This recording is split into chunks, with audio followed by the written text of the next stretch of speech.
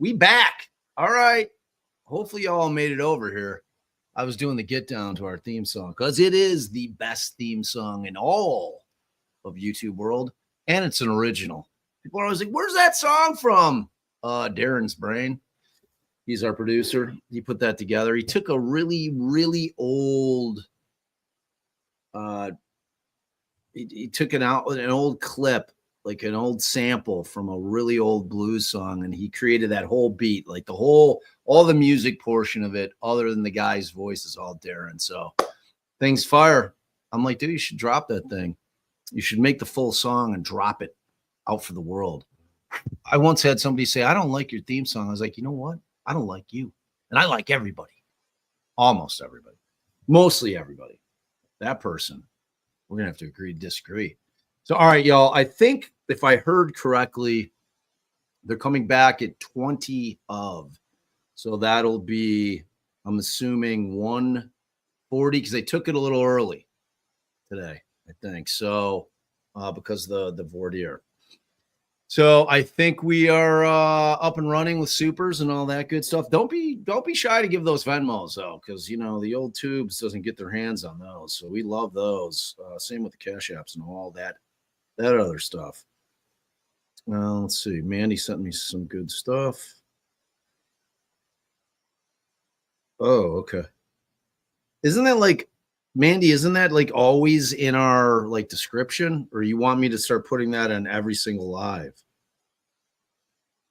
All right, I'll figure it out. All right, so y'all go get nibbles, go walk your dog, go scratch your cat's belly, change the litter, whatever you want to do.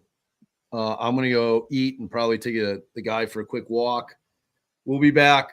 I'm going to keep OnlyFan up, so y'all are going to have to entertain yourselves today in chat, which I know you are more than capable of doing because you're all amazing. And I'll pop back in around 12:35, 1:35 for East Coasters, whatever time that is over in Australia and the UK and Ireland and all the other amazing places that you guys watch us from. So we'll be back in a bit. We love you all, and see you on the flip side. As Chuck Willery used to say, we'll see you in 2 and 2.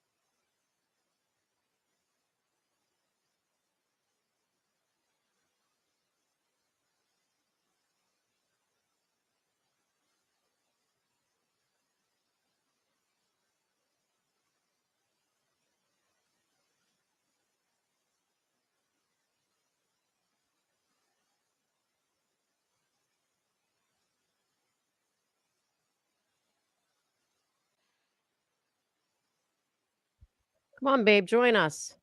No, you're hiding back there. Got exciting news. We've got exciting news.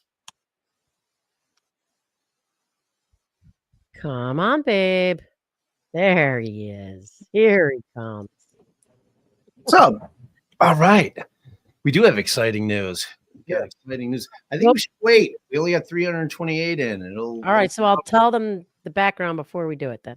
For those of you that don't know, for our members, and that will never change, our members only lives, members can leave a voicemail, question, a comment, whatever the hell they want. We play it on the members only live. We have now brought that as a special gift. Well, not as a special gift, I guess, but as a special availability option. If you donate $50 or over, and those we prefer be through either Venmo, Cash App, whatever, you get to leave a voicemail, whatever you want, talking about a witness, talking about the trial. Really, you can talk about whatever you want or ask a question, and we are going to play it on a live, like we are going to do right now. We're going to wait till this fills in a little bit so that there's as many people in here as possible that Brian thought someone was in her house. As many people as possible can hear the voicemail. And who was that left by, babe? West JoJo. Yeah. All right. Wait a minute. What about what's her name? Does not sound one. I was trying to coax her into it. Who was it again? The Idiot Wind. The Idiot Wind. Those. Guess she's shy. Guess don't be shy. Don't be shy, Idiot Wind.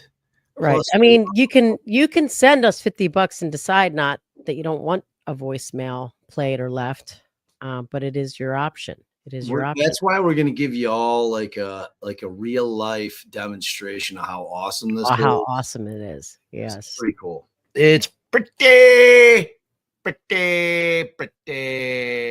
cool.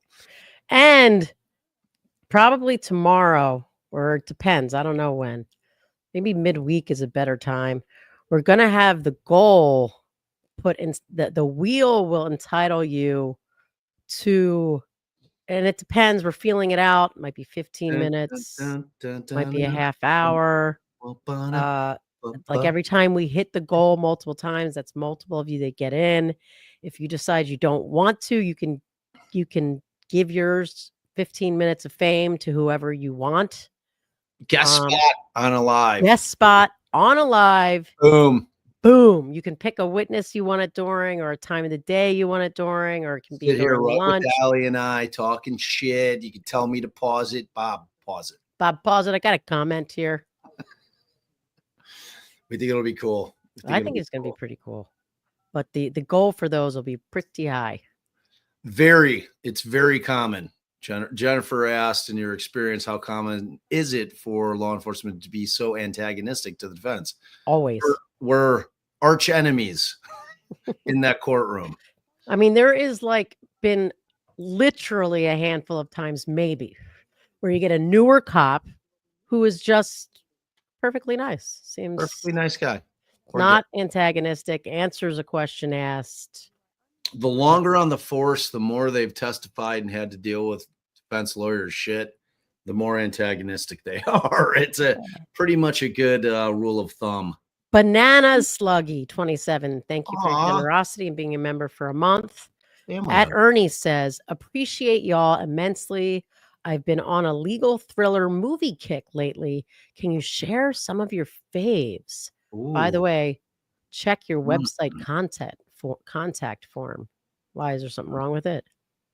Big Ern, did you send Ernie must have sent an email maybe. All right. So I'm trying to think of what my favorite legal thriller movies are.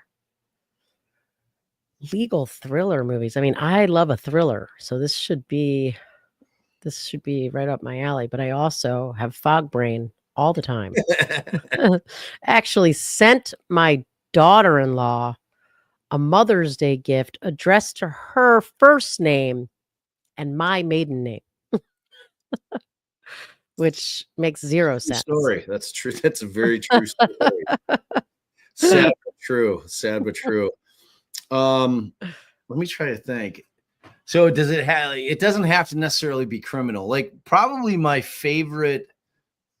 I don't even say probably my favorite lawyer movie of all time. It says legal thriller, but go ahead. Come on, man. Come on. But just give your favorite. The Verdict. The Verdict with Paul Newman is the most authentic lawyer movie of all time. It's amazing. Paul Newman. He's a civil litigator. He's not a criminal litigator. But as far as legal thriller, the one that legal thriller, so Primal Fear, obviously. Right. That's what I was going to say. Jeez, had to pop in there. Let's see. What else is great? Obviously, I love A Few Good Men. It's a classic. Got some Jag stuff. What? Yeah, it is. It's definitely a thriller. Did there have to be people chasing one another? Is that what makes it a thriller? I thought it was psychological thriller. Yeah, psychological thriller. All I remember from A Few Good Men is like you're afraid of the truth, or what's the line? You can't handle. Yeah. Maybe I need to rewatch it. There's obviously all the Grisham ones, but they're so far-fetched. Like, and I've read all of Grisham's stuff. I like his stuff. My Cousin Vinny is definitely a thriller. What? It's thrilling because it makes me laugh so hard. Not a thriller. But like Grisham is just so far-fetched. It's just shit that would never happen in real life. It's like, but they make for good movies and good books. I'm trying to think of what else there is. I'm cheating now. I'm pulling. Oh, Presumed Innocent. Presumed Innocent. Which one's that? The movie, which they then turned into a series on Apple, which was really great. Wait, which one was Presumed Innocent? I can't remember. It's where the girlfriend gets murdered. Jake Gyllenhaal is playing in the series. He plays Rusty Savage. Oh yeah, the one like where we won't. Harrison Ford was in the original, the movie, which also brings. I was just going to say to another one. Well, no, Witness is what I was thinking. I was thinking it was a one-armed man. Yeah, that's The Fugitive. That's a legal thriller. Yeah, definitely. I consider Witness to be a legal thriller. I forget which one's Witness. That's with the Amish, with the Amish kid who witnesses the murder, and it's got rewatch all this. That's one good thing about Fog. Who played the love interest in the original Top Gun? Kelly McGillis. So Kelly McGillis. Top Gun is definitely not a thriller. What? I'm trying to remember the actress. Oh. So Kelly McGillis plays she's the love interest in Top Gun, but she plays the Amish mother of the young Amish boy witness who was witness to a murder, like a mob murder. I gotta I don't know if I've ever seen Harrison that movie. Ford. I don't think I've ever seen it. That movie is amazing. The Accused, devastatingly great. It's devastatingly great flick. See, we're pulling out a lot of the oldies. What's that tell you? Right. What's that tell you? Like the shortage of good movies these days is. I think it just tells us how old Bob is. Definitely. I was going to say that, Shaboogies. Shaboogs. Yeah, Runaway. You are unmuted. All right, pause this. Okay. Because before we go back to the courtroom, we are going to just make sure I'm live. I think I'm a hair behind. Okay. Oh, wow. Okay.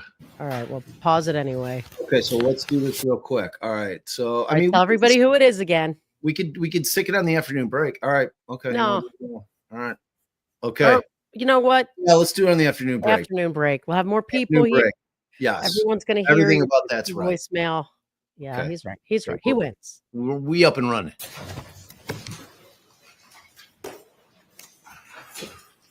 I gotta turn this off and bounce. May I inquire? I'm so sorry. I did it again. Oops. Thank you. I did it Yes, again. go right ahead, Mr. Jackson. Thank you. Just before the lunch break, Sergeant, I asked whether you had engaged in a discussion with the Commonwealth Yes, at a prior remember that. proceeding in which you were shown a video and you talked about the fairness and accuracy of that particular video in the Sally Port when the SUV was first pulled in. And you indicated that you did indicate that it was fair and accurate, correct?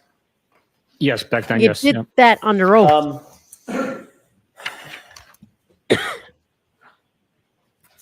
You were under oath at the time. He should ask that. I want to play a copy, a bit of that video, if I could, please, with the court's permission. Wow. It is not. I would ask that we. That was loud. Sorry. They're going to play his prior testimony in the courtroom. Woo. Thumb drive. Is that giving you flashbacks to Lori Vallow. Yeah. Lori Vallow? Yeah. I was wondering if they were going to try to do that at all. Were we marking this for identification, or is there an agreement it's going into evidence? I'd like it in evidence. We agree with the stipulation that it's authentic. No, I'm not no, gonna we argue. doctored it like you Yeah, the did, issues you are sons of obviously bitches. so. All right, so is there a stipulation that this is authentic? Okay, so folks, again, a stipulation means the parties agree. And with that, I will allow this into evidence as the next exhibit. Madam Court Reporter? Oh, this is so beautiful. I wish they would have Okay, played now some you of may Jen display it. McCabe's Thank you. testimony. They could have seen with their own eyes. Okay. Oh, I'm so excited.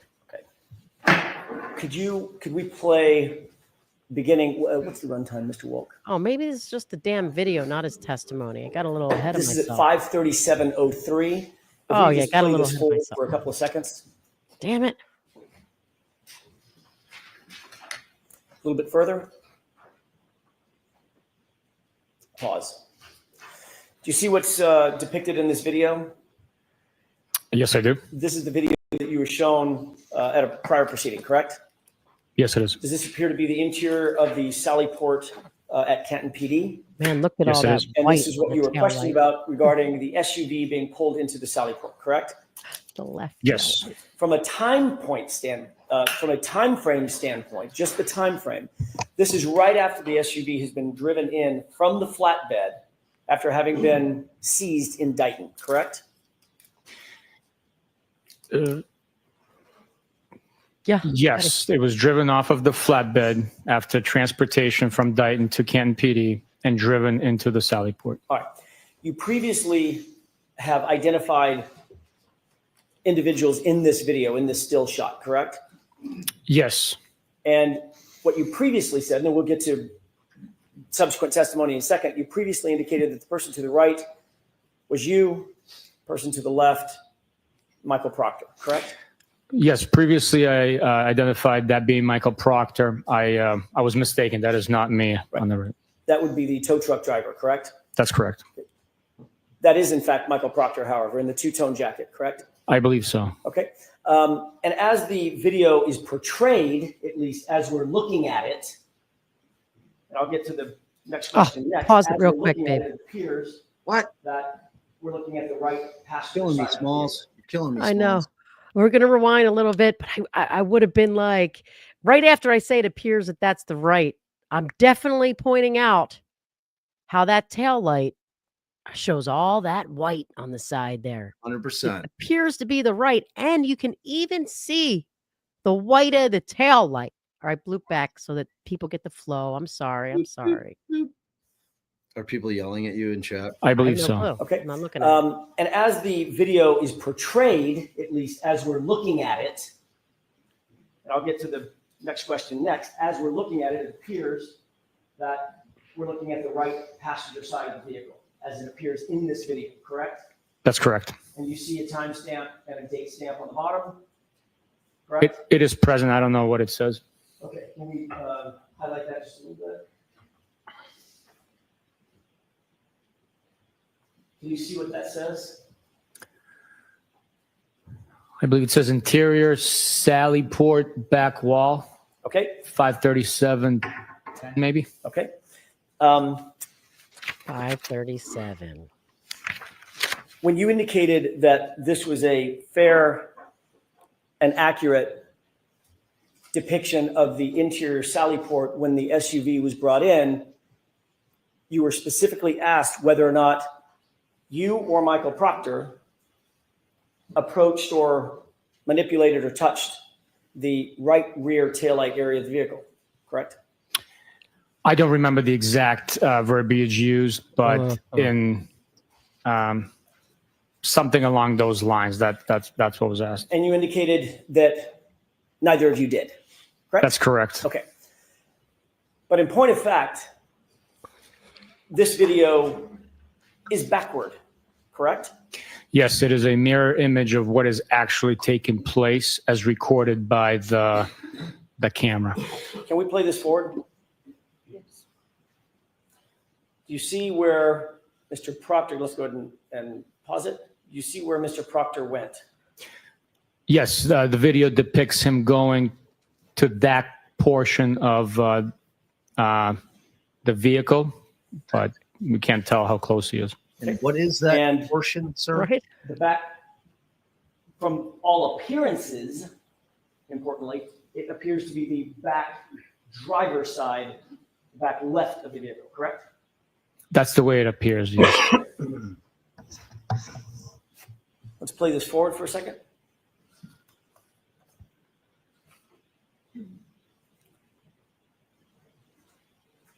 Pause. Can I ask you to pay special note to the far rear side of the vehicle? Do you see what appears to be Mr. Proctor's head?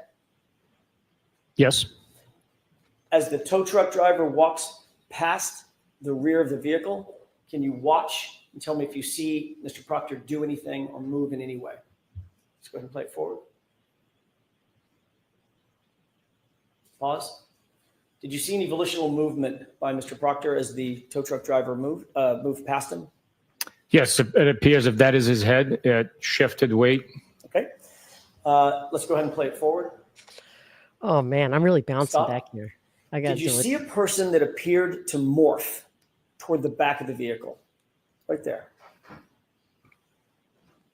There is some anomaly there with the footage, so it could Yes, possibly be used to describe that what took place. Can you recognize that person? I cannot know. You indicated previously, does that person look large or small in stature I can't tell. as compared to, for instance, Michael Proctor, whose head you can see above the car? What about this person? Taller, shorter than Michael Proctor? I can't tell from here. I can't. You indicated that Chief Berkowitz was a smaller statured person, correct? I never said that. I'm sorry? What? I didn't know his height. Larger or smaller? Generally. How about this? Larger or smaller than you? He's shorter than me. Okay. And how Can tall you are you? tell whether or not that is Chief Berkowitz? I cannot know. Okay, let's go ahead and play it for him. And What? a little bit further. Pause. What does it appear that Mr. Proctor does at this point in the video? He's walking. Okay, do you see anything in his hand? I cannot tell from the video, but he might be carrying something. Remember we looked previously at a portfolio, black portfolio. Does it appear that he may have a black portfolio in his hand? That is very likely, but I don't know exactly what he's carrying. Okay, let's go ahead and play this forward. I would have rather him be carrying some damn taillight. Are you Gary? Does he have And a small did it appear duffel that- bag filled with taillight, maybe? Somebody just appeared at the front right, Taillight in his binder. sorry, the right-hand side of the screen toward the front of the SUV as well? Yes, it appears that way, yes. Okay. Let's take this down. He was asked before, does anyone Mark. go near the right passenger side taillight, the right rear taillight, whatever it is, near? Unless I'm crazy, that's what I recall. I have another electronic device, a thumb drive, that has another video on it, Your Honor. I'd like to have that marked as next in order. Court permission. All right, so there's no objection, Mr. Wright? No objection, thank you. Okay. 119.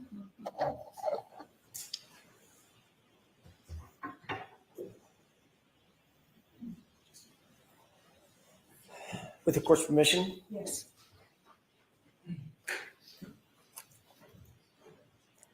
now, Sergeant, what does this show? It appears to be the mirror image of the previous footage. I don't know the exact timestamp there, but Can we increase the date and time? What? There we go. Well, Do you see, can you read the date and timestamp on this Chiron? I cannot know. It's because it's backward, correct? I can't read it. I can't make it out, sir. Can you make it any bigger, Mr. Wolk?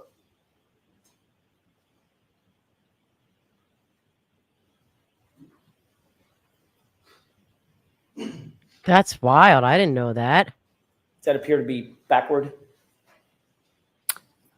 Based on me recognizing some of the digits, it does appear to be backwards. Okay, let's look at the whole screen again. The police, that's not backwards. Sergeant, let's play this forward for just a quick second.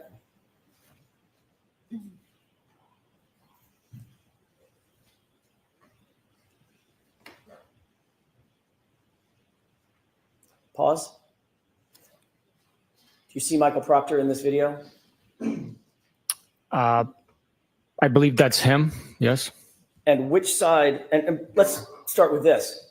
Do you agree that this is the correct version of the camera angle and the SUV as it pulled into the Sally Port? This is the footage, the way that is depicted right now is Fair and accurate. very accurately depicts or very accurately represents what I remember from being there. In fact, this side of the vehicle that we're looking at that's closest to us, that I'm highlighting on the screen to your right, that is in fact the driver's side of the vehicle, not the passenger side of the vehicle. Is that correct? That is correct. The far side over here would be the right rear of the vehicle, correct? Yes, sir. Which area is Michael Proctor walking to? The left rear or the right rear in this footage? It appears if that's him, he's walking to the right rear of the vehicle. Can we play this forward? The lurking specter creeping towards the taillight. And do you see Mr. Proctor's head above the SUV? Yes. And watch him as the tow truck driver walks by. Did he appear to move? Tink, tink, tink, tink, tink, tink. He shifted weight, yes. And it appears that there's another person that showed up in the footage, an anomaly of some sort, walking off screen left to right. Is that right? That's what it appears, yes. Is Mr. Proctor still at the right rear taillight area? He's in that general vicinity, yes. Let's go ahead and play it forward. I mean, standing right there, buddy. A little bit further. Pause. Can you see anything in his hand? Let me just ask it closed in. Do you see the portfolio in his hand? It would not be unlikely that it's there, but I can't tell exactly what it is in his hand. Let's play it forward. Oh, Do can you you see see it anything pretty in his clear hand? there, No, it's buddy? arm's Yes, length. Okay. yes. Does it appear to be consistent with the black portfolio that we saw earlier? Yes, it is, yes. Let's move forward. You know what would tuck And he's very now off nicely screen, into correct? that portfolio, babe? Yes. So, Tail in light. point of fact, Sergeant, when you were asked previously whether the prior video fairly and accurately depicted what you recall as it pertains to the SUV and the Sally Port, that was not quite true, correct? What? I'll allow it. Yeah, thanks. The way I understood the question is what I'm watching accurately depicts what's taking place.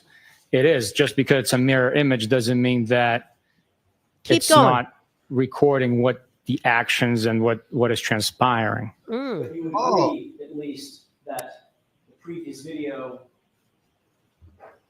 Made it look like what was transpiring showed was on the other side of the car. exactly the opposite of what was true and correct, not just a mirror image. What is left is right, and what is right is left, correct? Stand us to that one. Would you agree that in point of fact, a mirror image video is not a true and accurate depiction of what's depicted in a scene?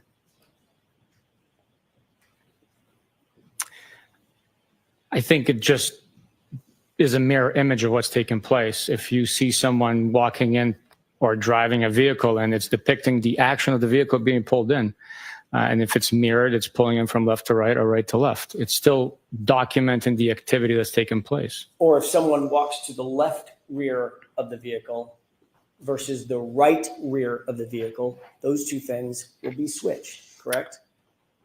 That is correct, yes. And you'll agree that the prior video that we showed, that you and I just talked about, the inverted video, appeared for all intents and purposes to show Michael Proctor stay away from the left, from the right rear taillight, walk all the way around and position himself to the left rear taillight. You'd agree with that, correct? Objection.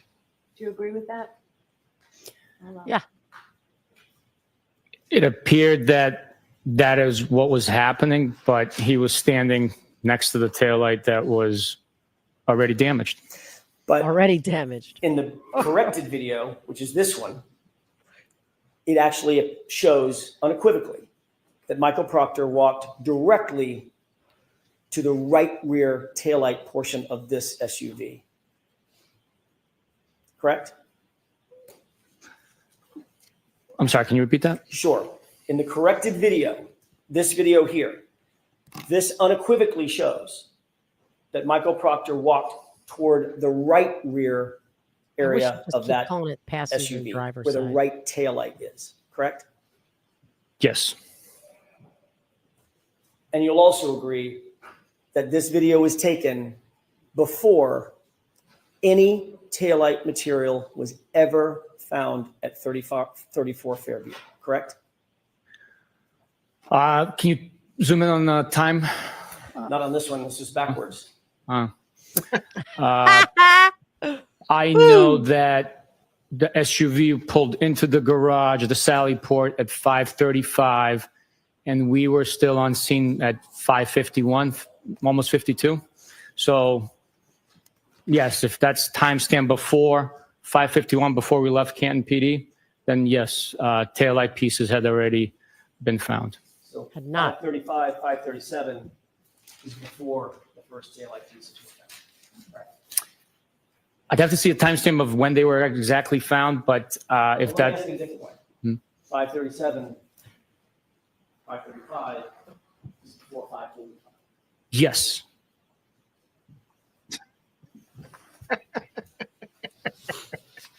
Oh my God. May I have just a moment, Your Honor? See, I would have tried to use a hypothetical there. Say, for instance, I had a defendant and I turned over some discovery. Say my defendant was on for assault and battery and he's charged with punching somebody in a bar in his right eye. He had the victim had a big black right eye. The right eye was black and blue.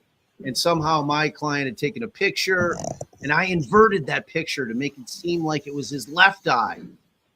Same picture, but I've given a mirror image, so it flips it around, so it looks like it is his left eye that's damaged in order to provide that. Oh, Sergeant, Canton this PD discovery is here. about a mile and a half Fucking scam. from 34 Fairview, is that right?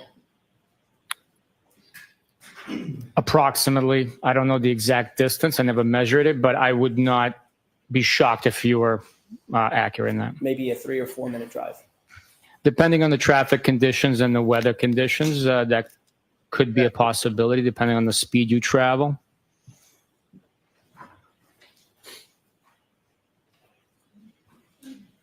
Right. Exactly.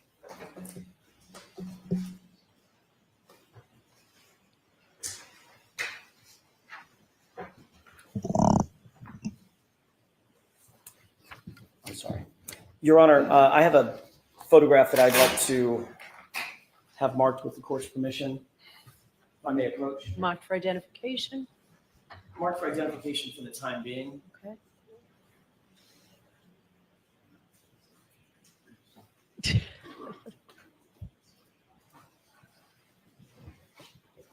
Mayor Coach? Yes.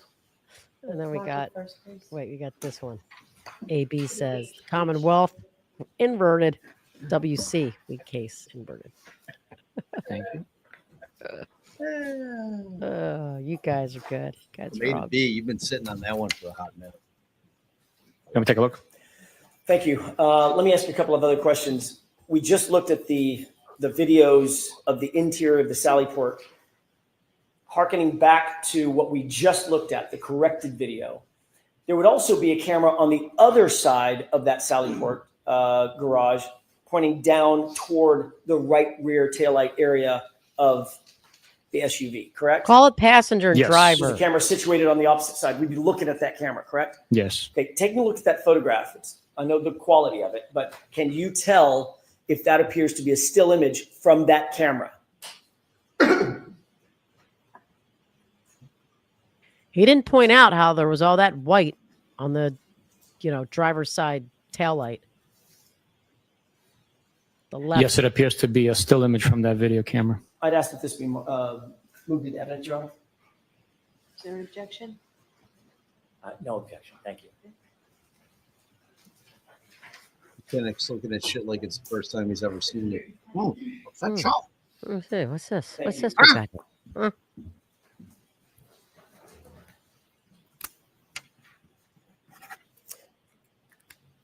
If we could display this for the jurors, Your Honor. Just Turn the ads photograph. on in the first morning sesh. Do you see what's depicted? I know the photograph that you're holding is very poor quality. It's a little easier with this lighting. Do you recognize what's depicted in this photograph? I'm sorry, your laser was bouncing off on the ceiling. I I was trying to make apologize. it easier for you. Yeah. This photograph here. That appears to be the seized SUV belonging to the defendant with it being situated inside the Sallyport. And what is that vehicle there? It's an antique police cruiser. And who is this person? I do not know who that is. Does that look like Michael Proctor? I don't know. I'd have to get a zoom in. I don't know. Would that be, does he have glasses on? I don't know. Could be Chief Berkowitz. It could be Chief Berkowitz. I don't know.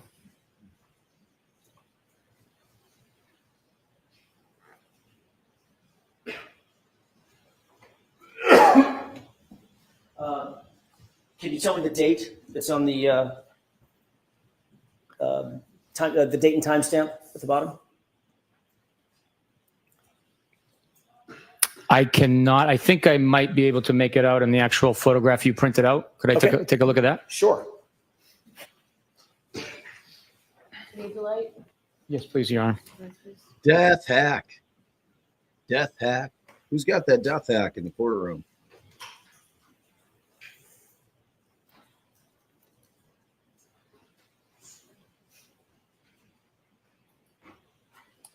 It appears the time is 11:08 and 59 seconds in the morning of possibly January 30th of 2022. Okay.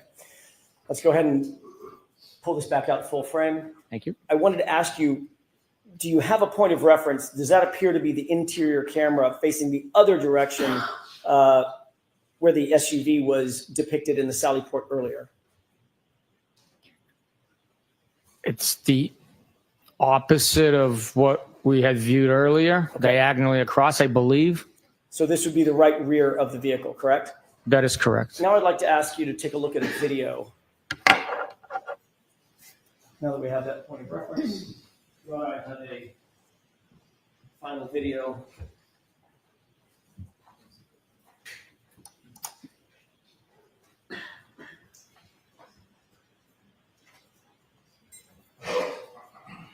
They give up on that shower curtain technique?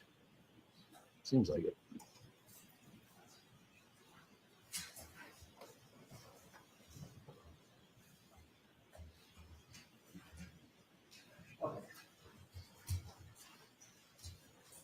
I can have that marked as next in order, Your Honor. There's next in order, so there's no objection, Mr. Brennan? I have no objection to that being entered.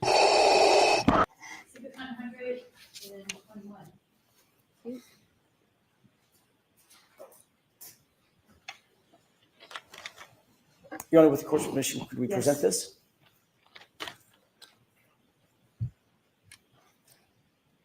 Go ahead and play it. Pause. Can you make out, now that that's paused, can you make out what's depicted toward the top of the screen? It's a girl. Yes, it appears to be a distorted image of that antique police cruiser. Okay. And does the area next to the police cruiser appear to be empty? Some snow on the ground? Yes, it does. Actually, yes, it does look that way. Yes. Okay. So there's nothing next to the police cruiser, at least at this point, correct? That's what it appears to be. Yes. Can we take a look at the timestamp on this document or on this frame? I'd ask you to let the jurors know if you can see what the actual run time is on this. I could see the timestamp. I don't know the runtime, but what it's going to be. It's 5:07, 10 or 12, something like that. That's the timestamp. Yes. Okay. Yes. PM. Now, if we could just play this forward, go back to full screen.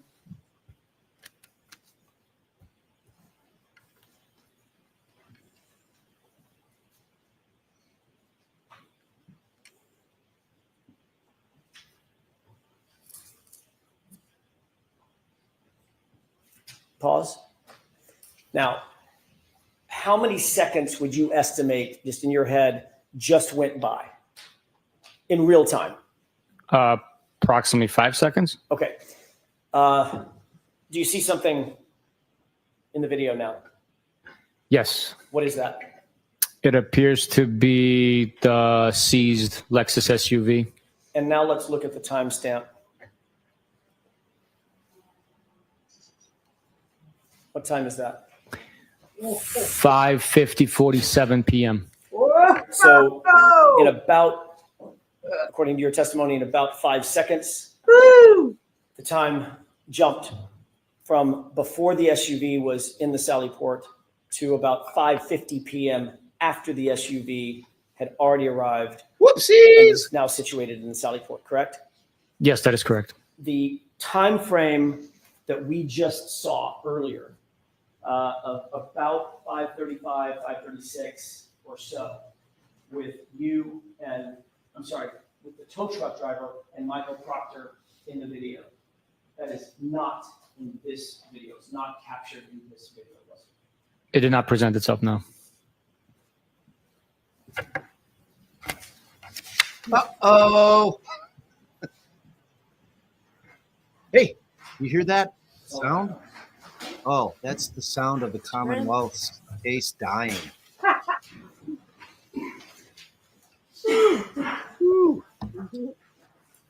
Look, scared face.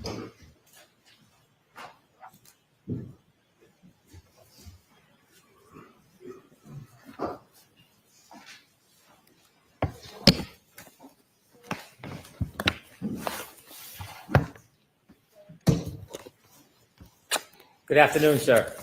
Good afternoon. You had just asked questions about some of the video footage from the Canton Police Department Sallyport area. Is that fair to say? Yes, sir. I'd like to ask you further questions about that. In your investigation, did you obtain camera footage from a number of different angles from the Canton Police Department Sallyport area? I did. And one of those series of footages, did that include the interior Sallyport back wall for January 29, 2022? Yes, it is. Is that the video that appears inverted? And then we saw the second where it was present as you would see it? Yes, sir. Did you look at that video? Did you invert the video in any way? No, I did not. Did you investigate and learn whether or not there was any other video in addition to that interior Sallyport back wall where video was set up by the town of Canton that appears inverted rather than forward? Objection. I'll allow it. Yes, the investigation revealed that multiple cameras had a lens applied to it that was inverted. In addition to the Canton Police Department Sallyport interior back wall, where else did you learn around town there was video that appears inverted? I believe it is inside the Canton PD, the hallways, possibly. And if I am not mistaken, the other locations within the town of Canton. And What the fuck is he talking about? No. A lens? Is that your answer? Is that your final answer? I wasn't finished, but yes. Yeah, may we approach so I could try to fucking make sense of this complete and utter bullshit that this guy's puking. Now it's a lens. Yeah, we put the inverted lens on there. I think it would be like something that you'd like fuck with in the program itself, right? Hey, we got an inverted lens situation going on here. All right. So he has not asked him, right? Yet the first time around, I mean, maybe he's waiting till he does all of this.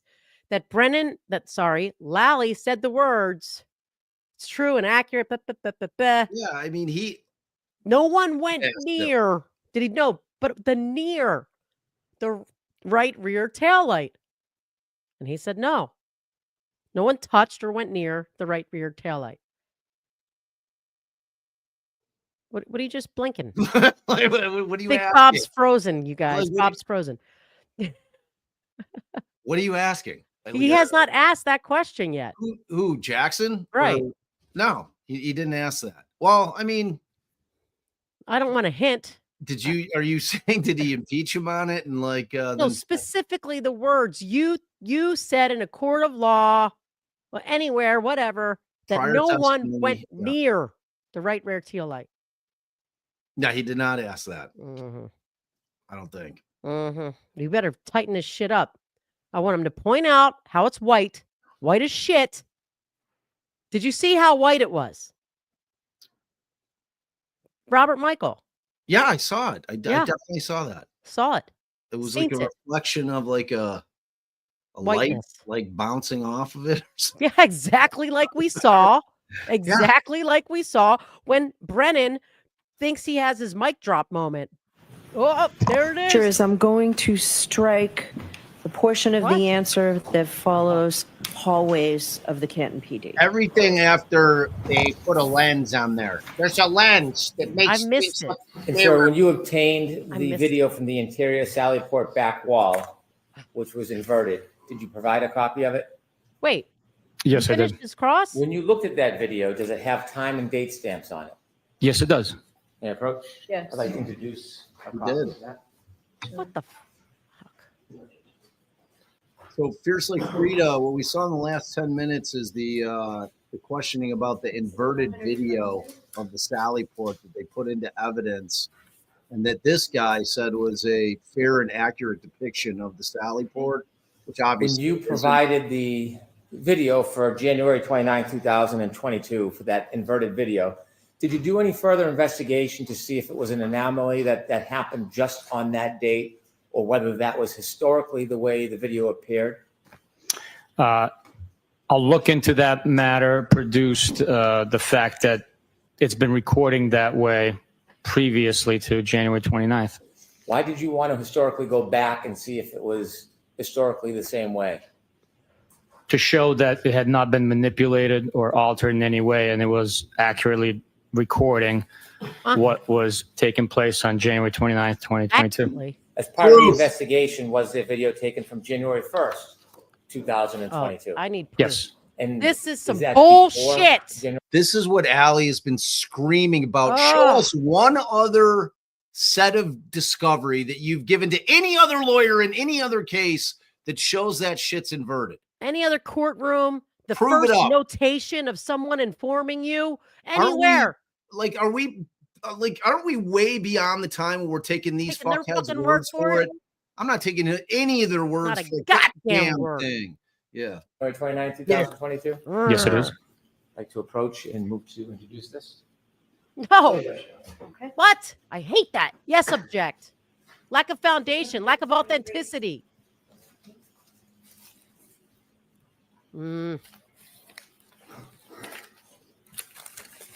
Do you know how many cameras are inside the Sally Port?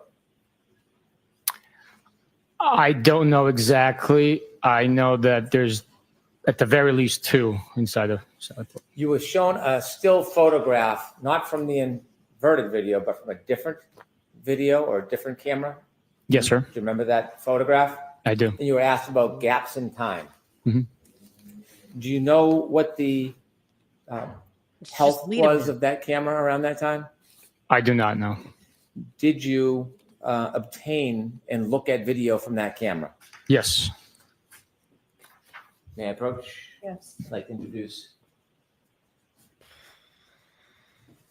I had you look at this before. Introduce if you recognize what that is. Yes, I do. What is it? It's a Sally Port videos, the original disc or thumb drive. I apologize, not disc. No objection, Your Honor. Okay. 124. When you saw that dark photograph, you later saw a picture that was clearer, and you were asked questions about that. Do you know whether or not the video from that Sally Port area was clarified? It was. What does clarified mean? It means it was enhanced to look clearer. And that image you saw, was that a clarified photograph taken from the video that was not clarified? It appears that way, yes. Do you know who clarified the video? I do not know. May I approach? Yes.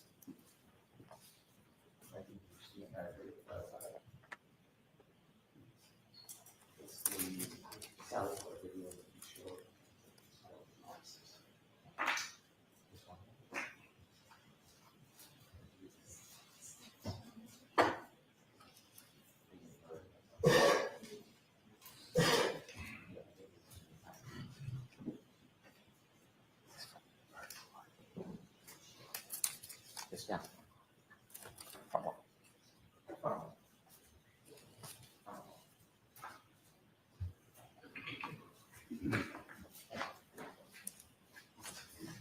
Getting you a zip drive, you know what is on that? Yes, What is it?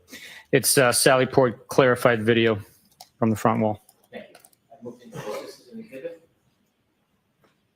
No objection, Mr. Jackson? Sorry, Your Honor, no objection. Yeah, you're just going to accept it again. Like that's what is on that disc. With the court's permission, could I play a portion of the clarified video for the jury? Yes. With Ms. Gilman's assistance, could you take us to the clarified video of the Sally Port? And could you take us to about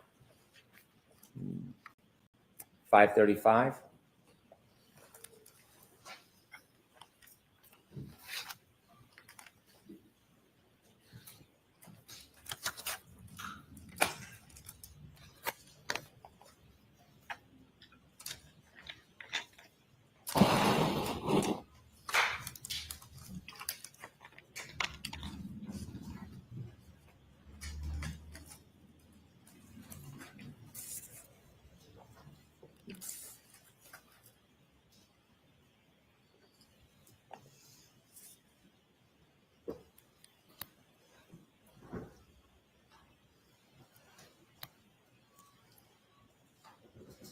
As Ms. Gilman searches, I have other questions I can proceed with. Okay, we'll turn the light on again, please. Go ahead, thank you.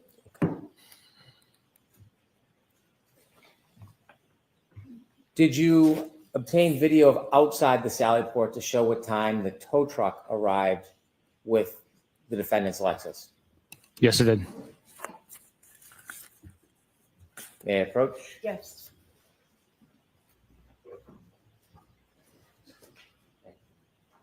Can you and I, do you recognize it?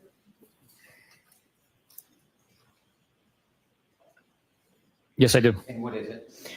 It's a disc containing CPD exterior Sally Port video. Move to introduce this, please. No objection, Your Honor. 126.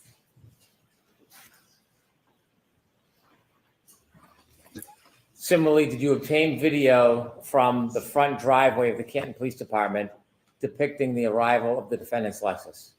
Yes. May I approach again, Your Honor? Yes.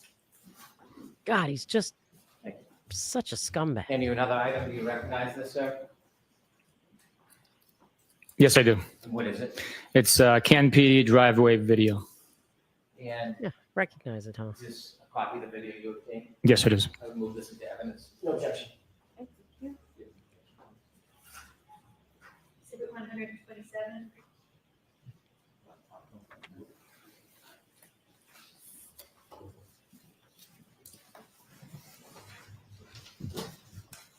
Weird Debbie was listening to some Deep Purple.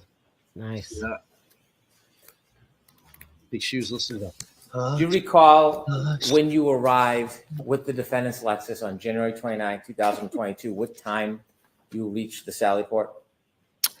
So cute. To the best of my recollection, it was 5:35 p.m. is when the vehicle was placed into the Sallyport. Sure it was. When you left Dighton after the tow truck lifted the defendant's Lexus and put it on the tow truck, did you follow the tow truck back to Canton? Yes, I did.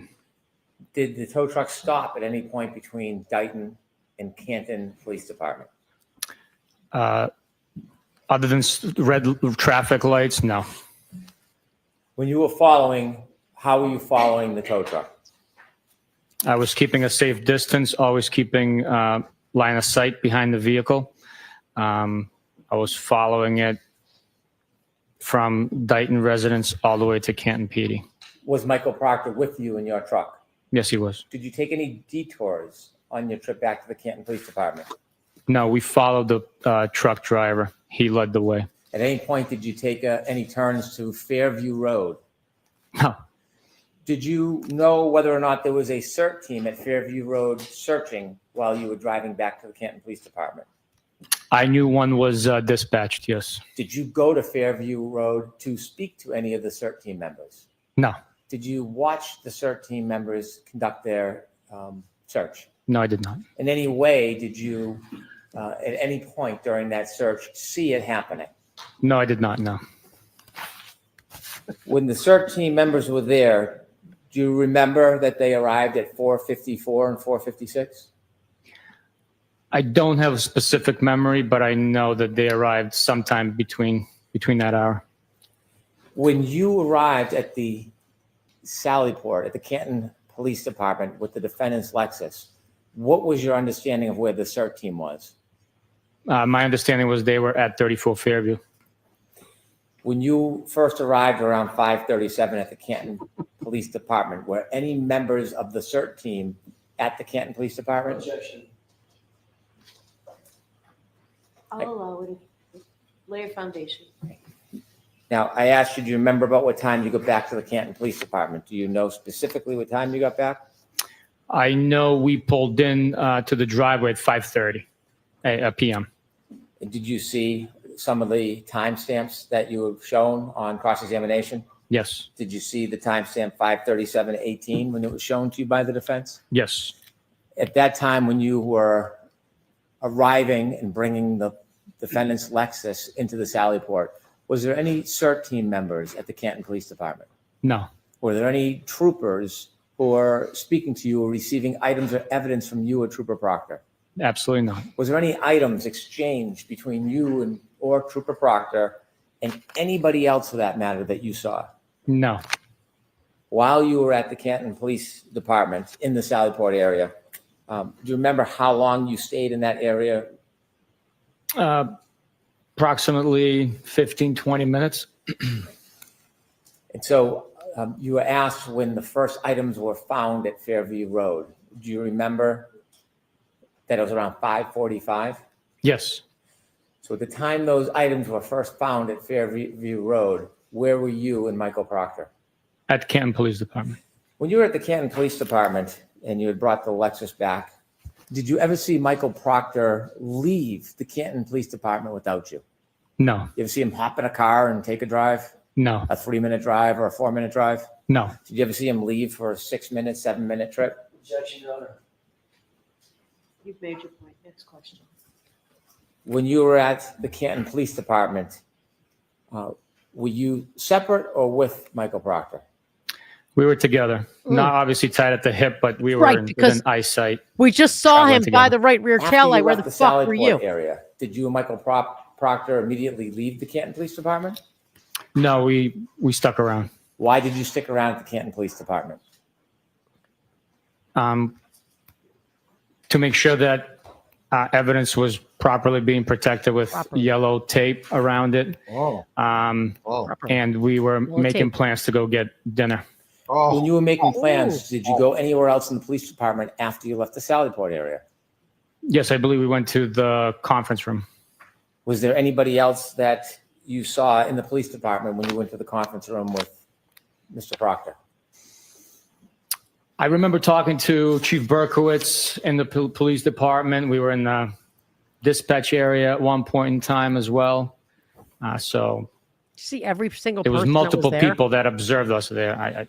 At any point, did you give any items to Chief Berkowitz? No, At any point, did you ever see Michael Proctor hand or give an item to Chief Berkowitz? Of course. absolutely not. You said Michael Proctor had a folder with him. Yes, Is that typical in an investigation? yes. Did you ever see him place taillight or any item in that folder? No, that would be absurd. Did you ever see him retrieve an item or taillight pieces and give it or sneak it over to Chief Berkowitz? Objection, Your Honor. Sneak it over.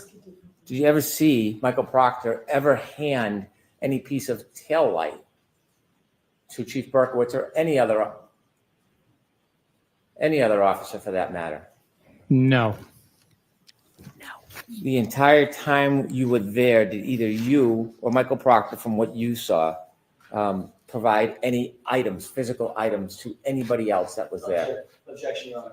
I'll allow no, we did not. Yep. The lady answered the question, but how can he say? I'm assuming it's how can he say that he saw everything he did when he just said he wasn't? I don't know. Seeing him at all times. All these fucking questions are so stupid.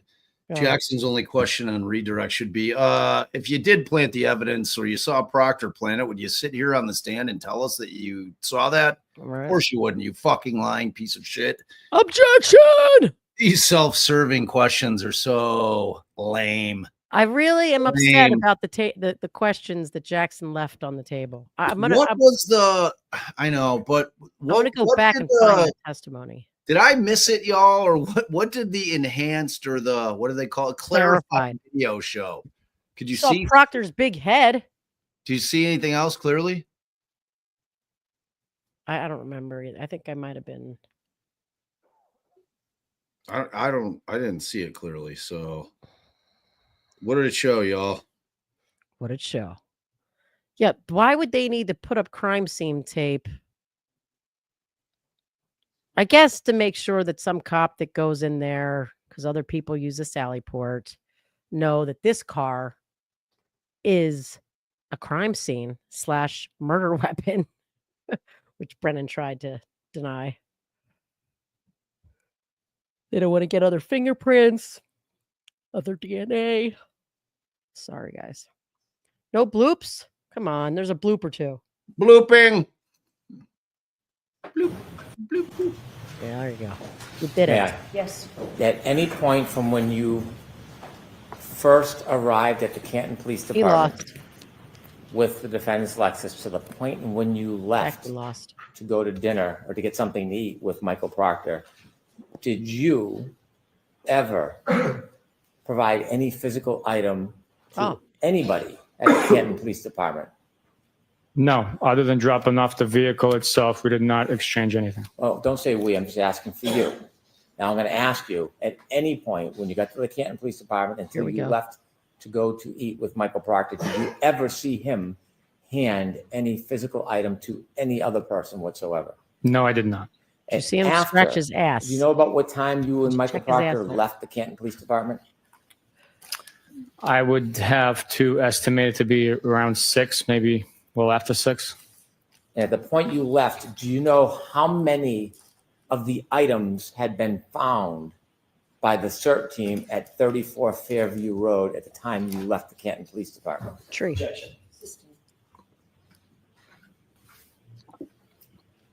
When you left with Michael Proctor, where did you go? I went to Norwood, Massachusetts. Is that where you ate? Yes. When you left and then arrived in Norwood, did you stop along the way at any other place, including but not limited to 34 Fairview Road? I did not. Did you eat? Yes. After you ate, where did you go?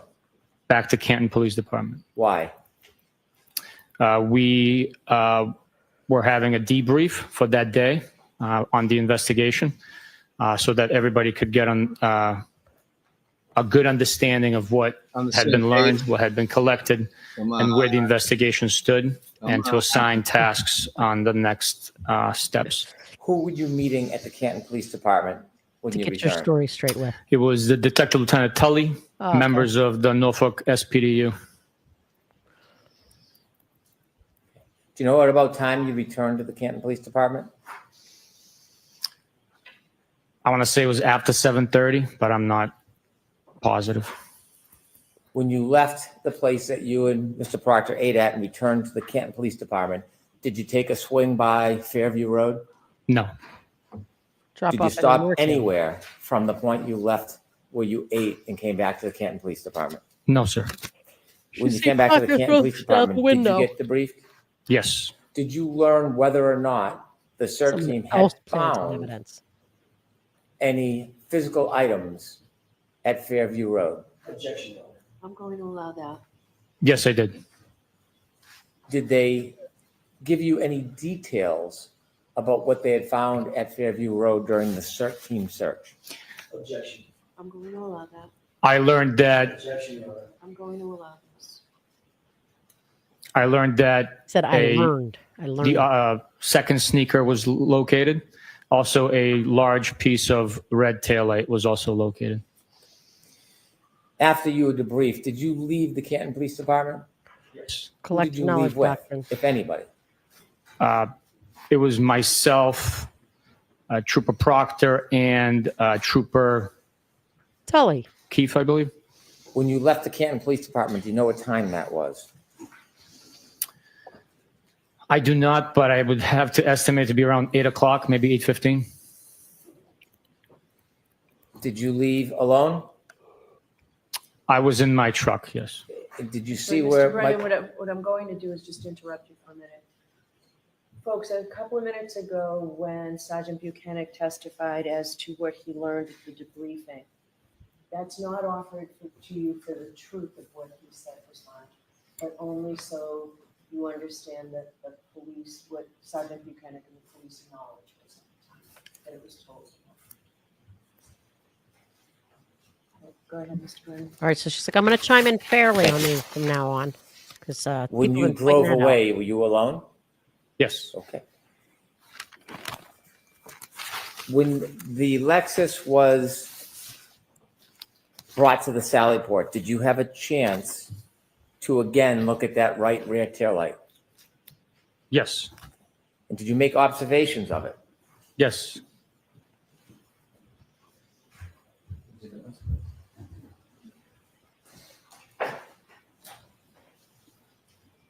Which one's the right rear taillight? God, perfect opportunity for Jackson to show how white the other side of the taillight was. Because he's bringing this up again on redirect. Find that one. The right rear taillight. Mm.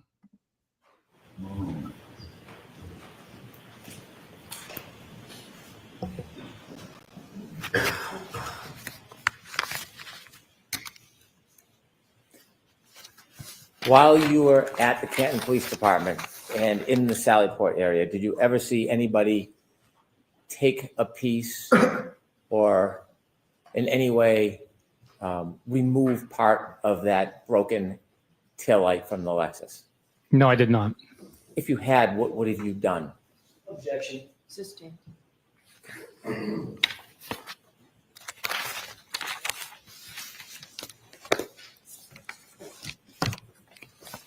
May I approach, Your Honor? Yes. So, Mr. Jackson? Could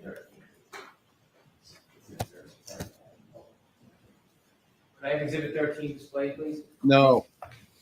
Next question. Could you zoom in a little, please, Ms. Gilman? No. Next question. Do you recognize that photo? I do. What do you recognize it as? I recognize it as the damaged and missing pieces of the right rear taillight on the defendant's Lexus SUV. When the Lexus was brought into the Sally Port, was there still snow on it? Yes, there was. Was there any snow on it that covered parts of the vehicle? Yes, there was. Was there any snow in that area Currently, no. when you first brought it into the Sally Port? I'm sorry, in the area of the vehicle? No, the area of that taillight. Yes, there was, yes. How close did you get to take a look at that? I was within a foot of it. Who's on Is that a first? fair and accurate depiction of what you saw? Yes, it is. From what you saw, was the damage you saw when you looked at the car for the first time in the Sally Port area any different than the damage that appears on this Exhibit 13? It is not. As part of your investigation, did you look for, you can take that down, please, and lights on, thank you.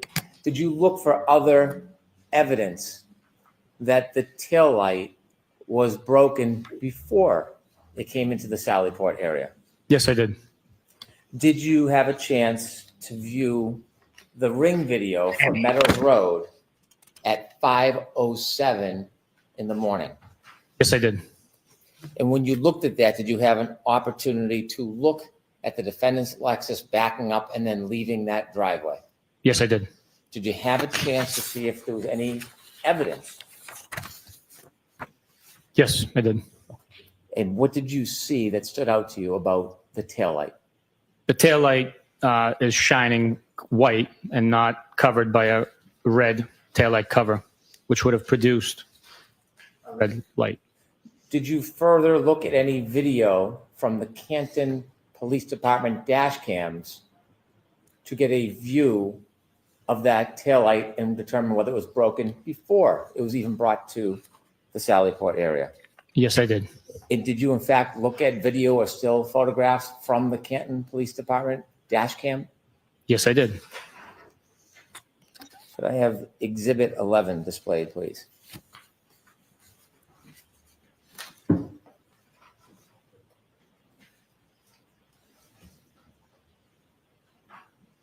And during your investigation, when you were making this analysis, did you view this photo? Yes, I did. Did you make any particular reference or anything that caught your attention in this video? Yes, the right rear taillight of the Lexus SUV is missing the red lens cover, and it is damaged. You mentioned the observations. You can take that down, please. You mentioned your observations when you got to Dighton about what you saw relative to the taillight. And then at some point, video was provided of the tow. Yes, Did you study that video as well? yes, I And did. did you see anything in particular when you were making these determinations that stood out about the video of the Lexus being put onto that tow truck relative to the taillight? Yes, the video indicated that there was white light coming through, exposing the missing red right rear taillight cover. You told us on direct examination you've watched a number of videos and interviews of the defendant. Yes, Without getting into the content, did you watch any videos where the defendant talks about the broken taillight prior to the Sally Port? Objection. Not foremost sustained. Did you listen to any interviews of the defendant relative to the taillight? yes,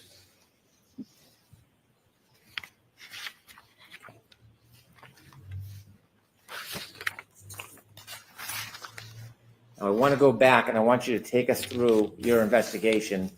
And I want to be specific about what you learned and when and what you did with that information relative to the decisions and the direction of your investigation. When you were called on the morning of January 29, 2022, when you first got a call, where were you? I was at home in bed. You mentioned that after you received the call, you called another trooper at that time. Yes, sir. And who was that? Michael Proctor. After you spoke to Michael Proctor, did you have any firsthand knowledge about what had happened prior? No, I did not. Did you have any firsthand knowledge about what had happened the night before? I did not. No. Did you have any firsthand knowledge about the participants or the people that may or may not have been involved? I did not. No. Did you at that point know, or were you friendly with Brian Albert? I knew who he was. I was not friendly with him. I did not know who he was. Had you ever socialized with him? No. Nicole Albert. No. Were you friendly or ever socialized with her? No, I've never. Jennifer McCabe. Did you know who she was or socialize with her? No, I did not. Her husband, Matthew McCabe. Did you know him or socialize with him? No. How about Julie Nagel? Did you know who she was or had you socialized with her? No, I did not. Ryan Nagel, was that familiar to you? No, it's not. Sarah Levinson, did you know that person? I did not. You mentioned that you knew who Brian Higgins was, Yes. and you had worked on a case or some involvement in a case with him. Yes. Did you owe him any particular favor or kindness at that time? I'll sustain it. Did you have any loyalty or friendship with him? I'll allow that. I did not. No. At this point, you were how far into your career as a Massachusetts State Police officer? Yeah, In like that matters. 2022, I was approximately 10 years in. And you had been honorably discharged from the military, Yes, I was. served the president. Yes. Oh And God. so at this Bolstering. point, how about Heather Maxon? Did you know that name? I did not know. When you first received the call, did you have any firsthand knowledge whatsoever? No, just what I was told over the phone. Asked and answered. You mentioned Right. you went to the Canton Police Department Jesus. first. You spoke to Canton police Get officers. over yourself. Yes. He's repuking up his Was it at that point you learned about a physical item that was found at the scene? Sustain. What did you learn from them that was important in your investigation when you first got to the Canton Police Department? I learned that there was a broken, Whatever you said. shattered cocktail glass that was recovered from near where Mr. O'Keefe was found. And also his phone was underneath him at the scene. And were both those items available to you? Yes. Did you also learn any statements made from any witnesses that were attributed to the defendant at that time? Yes. And what was the statements? At that point in time, while at the Canton Police Department, the statements were, "Oh my God, did I hit him? Did I hit him?" In a question All the format, fuckery. questioning. Yes. That's nice. And based on that information, was it I like somewhere around that point when you called the hospital or medical examiner's office? Yes, I made a call to the medical examiner's office. Was that all the information you learned that morning? No, it's not. After you learned that information, did you ask the police officers? Well, let me ask it this way. After you learned that information, did you want to go somewhere? Yes, I did. Where did you want to go? I wanted to interview the individuals that were with the defendant when Mr. O'Keefe was located and get their accurate and most first person information from them directly. They're accurate. All right. So you were expecting to get accurate information from them. Differently witnesses. At this point in time, prior to speaking to them, I just knew that they were eyewitnesses for the location of Mr. O'Keefe, but I did not know if they were eyewitnesses or witnesses. And who did you speak to? I spoke with Ms. Jennifer McCabe, Mr. McCabe, and Mr. Brian Albert. When you spoke to them, did you separate them or speak to them as a group? I separated them. You went to whose house to speak to them? The McCabe household. Is it typical to go to a person's house the rather than fuck bring is them he to the doing? station under these circumstances? Is this just Why? his did you direct go being to done their again house or rather redirect? than ask them to come to the police station? Well, there were multiple factors involved in that decision. One, the driving conditions. Two, these are witnesses that had cooperators, suffered they some always- sort of traumatic event, Well, finding their true. friend on the front lawn of their own town. Ooh, So okay. go into their traumatic for home them. would provide hopefully a more comfortable scene for them to recall information in the comfort of their own home. When you spoke to them, did you receive any information from any of them that Mr. O'Keefe went into 34 Fairview at any time that night? No. When you were asked questions about scene versus crime scene, was 34 Fairview, the home, the inside of the home, a crime scene in your mind? No. Was the area where Mr. O'Keefe found an important or unimportant area? It's very important. Did you know whether or not No, it's any very of the Canton important. Police It was all Department very officers important. at that time had done any type of limited search of the area? Objection. Just whether you knew. At that point in time, we did know, yes. What did you learn about the scope or the breadth of that search by the Canton Police Department? Objection. I'll allow that. I knew that it was brief based on the weather conditions and the item that was recovered. After you spoke to Does she Jennifer ever McCabe, say overruled? did you say Brian Albert? Jennifer McCabe, Matt McCabe, and Brian Albert. At that point, did you have I'll any allow it. reason I know, to but want to go into 34 Fairview? No, I did not. Did you learn whether or not Canton police officers spoke to those particular people who lived there before you got there? I had learned, yes. What did you learn? I learned that Canton police officers went inside the home, spoke with members inside the home as well. When you speak to witnesses, you've done many interviews over your Yes, career? I have. Yes. In addition to asking questions, what are you looking for when you speak to a witness? We're looking for body language, how willing they are to provide the information, and as is with everyone, we always trust by verify. We corroborate their statements. Did no, you no, see except when they're anything about cooperating. Then they always these witnesses when cooperate. you spoke to them that cued you or concerned you to do a further investigation? Objection. Yeah, what the? Was there anything about their mannerism or demeanor that stood out to you? Objection. I'll allow it. No. Then what stood out about Karen's? After speaking to the witnesses, in your mind as an investigator, what did you need to do next? I needed to take a look at Mr. O'Keefe's injuries for myself. And you share with us detail about when you went down to Good Samaritan Hospital and make observations. Yes, sir. On direct examination, I pointed out you're not a medical examiner, are you?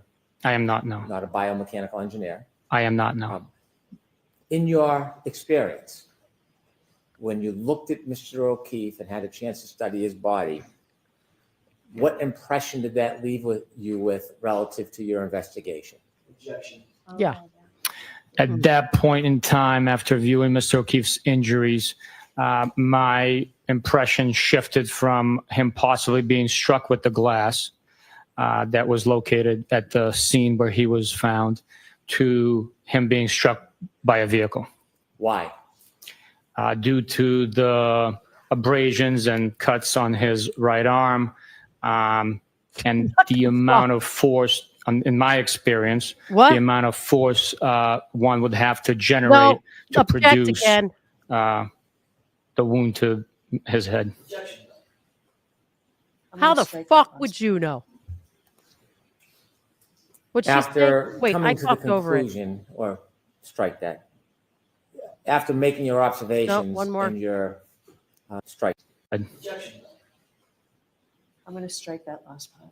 Yeah, so I thought. She's striking it. After coming to the conclusion, or strike that.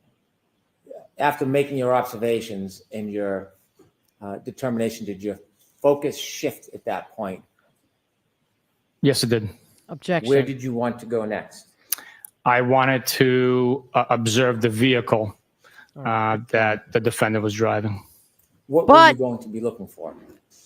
Didn't take any pictures. Any damage to the headlights, windshield, and other parts of the vehicle that would have come into contact with Mr. O'Keefe.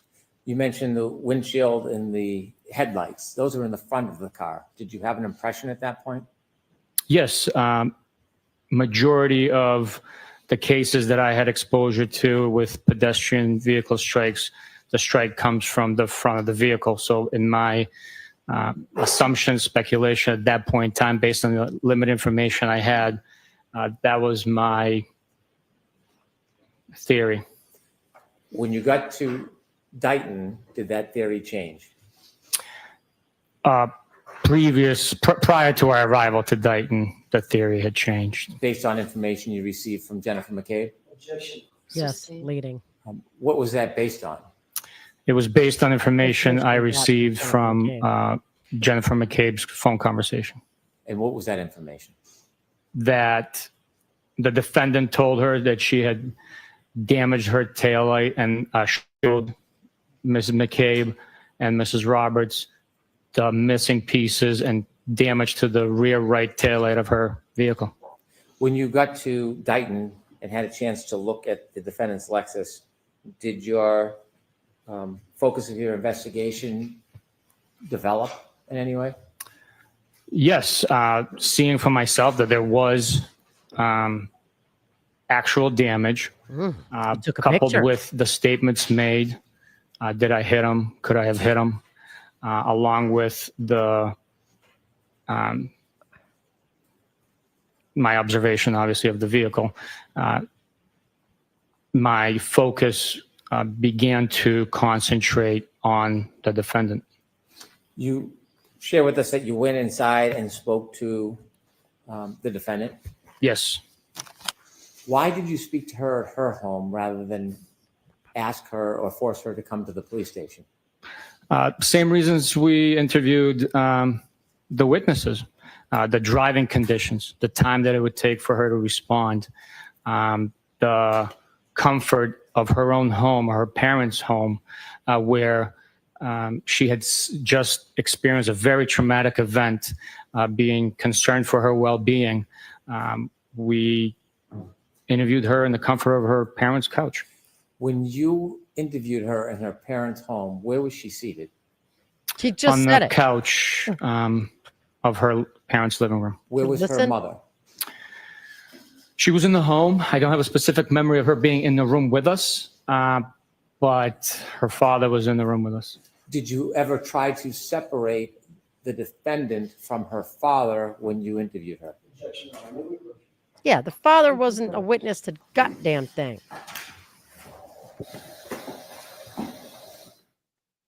He's trying to conflate these two things, Your Honor. She's like, well, Inflating. then you can point that out on cross. I'm creating the wheel right now. The wheel. So, did any chance that Idiot Win left a voicemail? Not that I've seen. Oh, she's We have shy. one though. We have one though. I know. We're gonna get to Or it. wait, maybe. No, still just one magical voicemail. Mandy, Tracy, I've got bad news. Even though we got cut off pretty early with the supers on the first, is there any way you guys can go back and see who put supers in? Oof. There's got to be a way to do it. Yeah. There's got to be a way. There's got to be a way. There's got to be a way.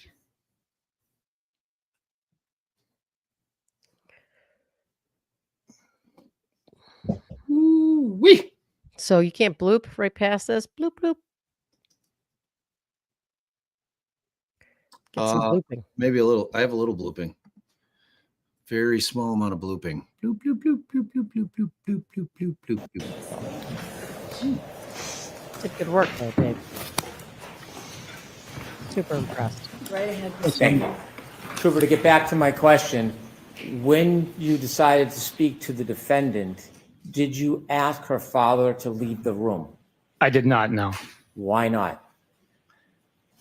We just simply wanted to get her recollection. Her father did not pose a safety risk to us. He was not present, to the best of our knowledge, at the time when Mr. O'Keefe was injured.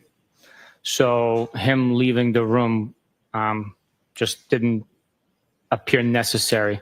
Again, my concern was for her well-being, having known that she was sectioned and we wanted to make sure it was a safe and comfortable I think he did ask them that before, though. environment for her to do the best she could to tell us what she remembered. What was her demeanor when you spoke to her? She was calm, stoic. She was Stoic. sitting on the couch with a pillow on her lap, a laptop to her left. She was, A laptop to her left. I guess, maybe poised when she was answering our questions. How poised was Jennifer McCabe? Was she poised? When you finished your Fuck. conversation with the defendant, She was poised. Well, that's had highly anybody in suspicious. that home Arrest ever her. mentioned the idea Pinning on the of girl. whether or not John O'Keefe went into 34 Fairview that night? No. You asked that. When you went Brennan. outside to get in your truck and follow Be more the compelling. tow truck back to Canton, Take some pictures. did you have any information whatsoever that there was any animus or animosity between Brian Higgins and John O'Keefe? No. After speaking to witnesses and the defendant at that point, when you got back into your truck to go to Canton, did you have any information that there was any animosity between Brian Albert and John O'Keefe? No. Entry for unredacted. You see that, babe? Yes. We've already talked about, out of order, your return back to Canton, the Sallyport, and then you and Mr. Proctor going out to dinner and going back. So I'm going to skip all of that. Well, you just said it. After you went home that night, did your investigation continue? Yes. How long do investigations continue for? Objection. Until they are Stupid question. completed and exhausted, sometimes years, sometimes decades. If you were to receive new information tomorrow, would you consider it? Absolutely. Oh, no, he's opened the When you fucking write door police now. Reports, What? is there a time limit on when you can file a report? No. Throughout Pause this this case, did you write a number of reports over time? Yes. Well, his objection, so that's good, was overruled. So now the door has been open for all the information that they have known of all fucking time. I mean, that's what Canoni was leaving it to wait. We need the time, we need the date, or this information's not relevant as to when the officers learned it, as to the extent of their investigation. So him making it sound like even if you learned something tomorrow, you'd continue to investigate. I mean, that opens the door as far as I'm concerned. I agree. I was a little bit surprised that additionally that they have not filed their motion for their Easter motion. Yeah. I don't know. Door's been open a couple times. They're letting it just hang out there. Couple few. I mean, they have until their I know, but I think they forget sometimes. Yeah. I'll tag you, Nutty, in a twit. Oh, yeah. Yeah. Somebody will be watching. I doubt it's Unetti.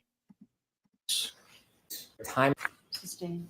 when you write police reports, is there a time limit on when you can file a report? No. Throughout this case, did you write a number of reports over time? Yes. Did you engage in tasks after the case began? Yes. Have you engaged in tasks recently? Yes. Wow. He's engaged in As you tasks. were investigating this case, did you speak to a number of witnesses? Yes, I did. Did you consider reports that were provided by other troopers who interviewed witnesses? Yes. Mr. Proctor was the case manager of this case. Yes. You were his supervisor. Yes. Were there other troopers who participated in this case? Yes. Do you know whether or not Lieutenant O'Hara participated in this case? I do know. You do know? I do know Did that he he? participated. Yes. Did he? Yes. Do you know if he had a team with him of other troopers? Yes. Do you know if Trooper Prince engaged in any interviews? I do know. Yes. Are you familiar with the name Nick Gianturco? Guarino. I saw it. Yes, I Gian am. Turco. G and Turco, Do you know if he engaged in any tasks in this case? I do know, yes. What did he engage in generally? He generally conducted the digital forensics portion of the investigation, extractions. Trooper Keefe, is that a name familiar? Yes, it is. And do you know whether or not he was involved? Yes, I do know. Were there a number of other troopers who were involved in different aspects of this case? Yes, there are a number of different ones. Trooper Evan Brent? Yes.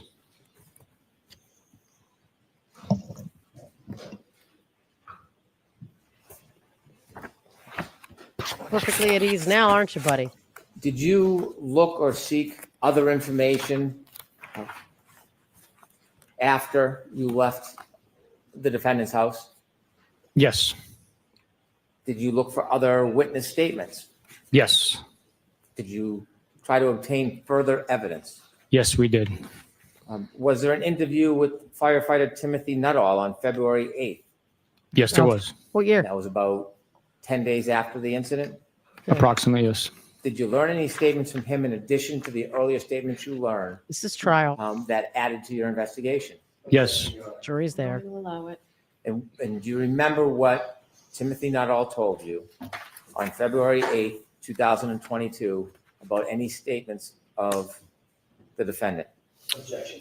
So folks, again, this is being offered not for the truth of the statement, but simply to show that the information was provided to the police. Yes, Mr. Nuttall was one of Not to be ending, but 3, I believe.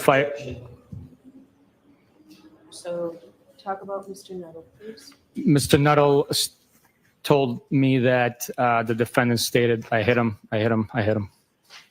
Was that information different than the statements that you had first learned about that she had allegedly made earlier that night? Yes, it was.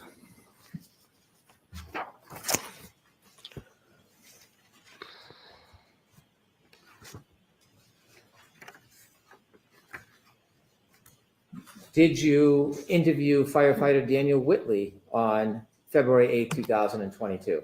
I did.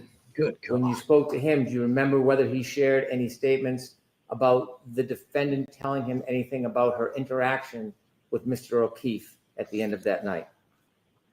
I believe that he stated that they got into a fight. Do you remember the words that he used when he described that fight? I do not remember the exact words. Those will be reflected in my police report, Would your police report potentially refresh your recollection? potentially. May I approach? potentially. Thank you. So I did say yes, the jury is listening. Thank you, programmer, pro gamer. Like that. History and homicide. Would you call Higgins? I do not want you to read from it. Okay. I want you to look at it, I might have to call him. determine whether it refreshes your memory, and then I'll ask you if it refreshes your memory. If it does, Depends. I'll ask you about it. If it doesn't, then I won't. Okay, sir. If I could get the information and elsewhere that he destroyed his phone and whatnot, I wouldn't call Higgins. Higgies.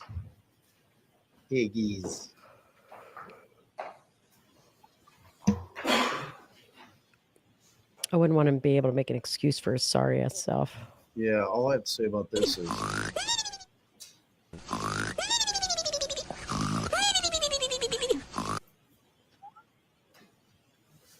shit boring.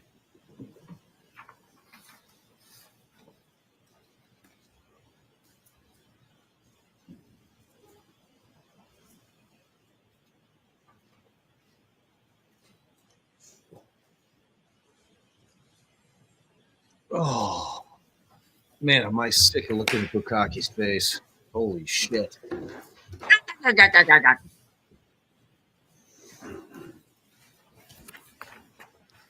After reviewing your report, does it refresh your memory about your conversation with Daniel Whitley on February 8, 2022 about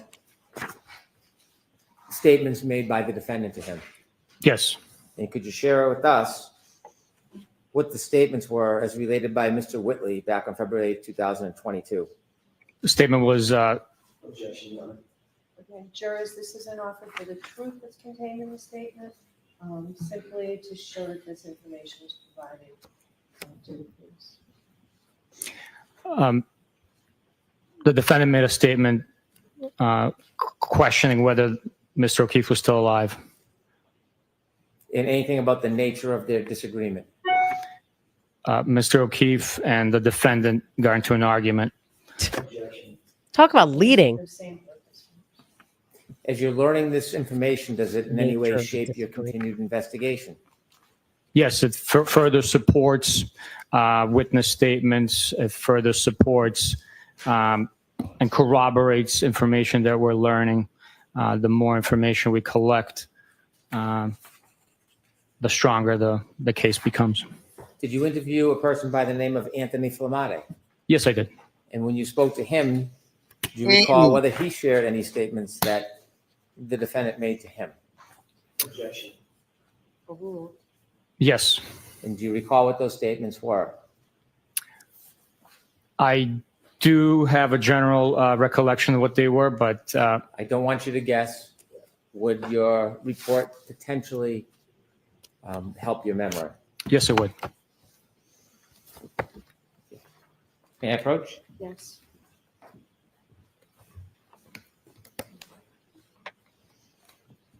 Lord. Thanks, sir. Same protocol that I mentioned before. Take a look, see if it refreshes your memory. If it does not, let me know. If it does, I'll then ask you some questions about it. Bukkhenik. Is that you? I don't see Mandy. Oh, must have been me. Oh.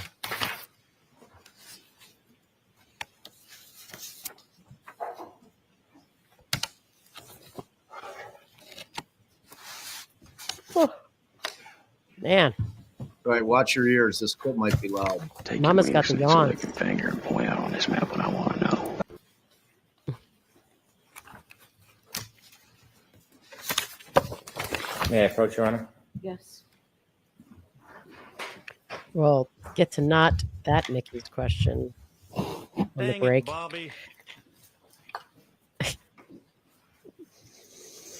After looking at the Talking about report, does yourself that there? refresh your memory at all? Yes, it does.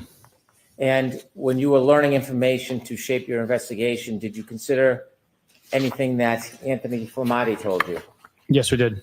Okay. And what did he tell you that the defendant told him that helped shape your investigation? Objection. I'm gonna see counsel inside there.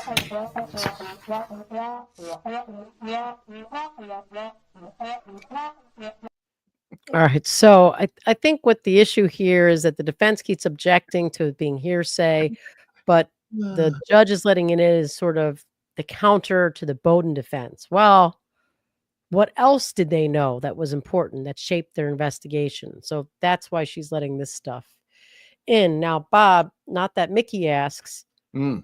do you think any side will call Proctor after today and why? Yeah, definitely. They still have to get in the, the balloon knot. They got to get in the gift. All the shit that they couldn't get in, they're definitely going to call Proctor. I mean, Unless there ends up being some way they're able to get all that in without him. Otherwise, how though? Like I I don't can't think of know a that reason. he's putting any other cops up there. You know what I mean? I don't think. Yeah, I but don't they think. can call cops. Huh? They can call some cops. Who? The defense. Why wouldn't they put Proctor up there? I mean, they might just call Proctor. I Why don't. didn't I they don't know. put I'm just saying. Proctor? Just put Put him up Proctor there. up there. Just put him up there. I mean, you don't want like Proctor having to read the C word again. Like, all the glorious things that come with that piece of shit. Yeah. I mean, those are all the reasons you want him up there. I mean, it comes with risk. There is risk. It's like you're not prepping that guy. If you're the defense, it's like he's like you're calling him, hey, you want to come over to the office? We'll prep for a bit. I'll be like, hey, go fuck yourself, man. Go fuck All right. So Paige M, thank you for your generosity. Loving the modest spice and rants. Thanks for the laughs so my blood pressure doesn't explode from all the fuckery. Love that. Love that. We're gonna have to start using fuckery. He uses fuckery all the time. That's one of her big words. Who? Sleuthy goosey. She's a big Ah. fuckery gal. Sleuthy. What the bail? Love the Mata commentary. This is my favorite way to watch the trial. Hey, love that.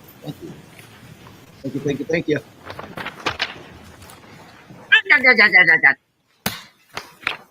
Yes, programmer, this is redirect. In addition to trying to get or Change my obtain YouTube thing. information about statements of the defendant, Oh, he's so was there physical evidence that was important? Yes. Was there any data evidence that any of the team from the Massachusetts State Police, were you aware of them pursuing any data type evidence? Yes, there was. Was there some phones involved? Yes, there were. What phones did you understand or pursue that you thought might be helpful for your investigation? For one, Mr. O'Keefe's phone was a device that we were looking into. We also had seized the defendant's phone and we're attempting to access that device. There was other. Did that shape What? your investigation at all? Wait a minute. Did it just do that thing helps where contribute to the investigation. Yeah, pause it? that wasn't me. That's what I'm saying. Pause it. Statement, but simply to show. that Pause. information was Okay. provided. Did it do that thing where Boston 10 puts you at real time and now you've got to back up to where we were? Maybe. Well, let's figure that out. What was the question asked? I don't know, but we'll know when we hear it. Let's try this. Kind of like how the Supreme Court talks Yeah. about. Yep. Pornography. They know Pornography, when they yeah. see it. I wouldn't trust this Supreme Court to know shit when they saw it. Shit from Shanola. Well, do you know if Trooper Galena, That portion of the investigation. as You gotta part go of the back. investigation, was it important or was it considered to Forward loop. look at I don't John hear O'Keefe's this. You hear this? phone to see if there was any specific or particular information? The computer says information.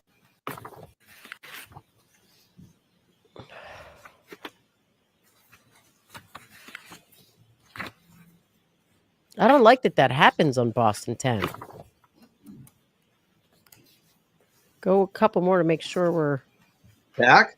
I don't know. Relative Oh, well, little miss, we'll miss you, but I hope you have a wonderful evidence trip. use of Nicole and Brian Albert. We hadn't heard that. Yes. I mean, how far back could they, like, what did they do? These sons of bitches do.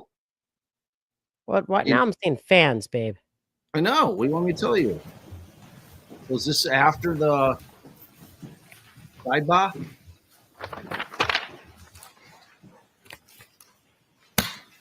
We weren't that far behind. In addition to trying to get or obtain information about statements of the defendant, was there physical evidence that was important? Yes. Hey, Tracy. Was there any data Text me, evidence text that any of the team from the Massachusetts State Police, were you aware of them pursuing any data type evidence? Yes, there was. Was there some phones involved? Yes, there were. What phones did you understand or pursue that you thought might be helpful for your investigation? For one, Mr. O'Keefe's phone I'm was just going to pretend a I device slept that like we were looking into. We also had seized the defendant's phone and we're attempting to access that device. There was other Lip slapping. digital information that we were seeking as well. Was the potential data from the defendant's Lexus important to the team of investigators? It's all important. Extremely evidence. important. No, wait a minute. Did any It's all of important. your team or the team pursue that black box, so-called black box data? Yes, we did.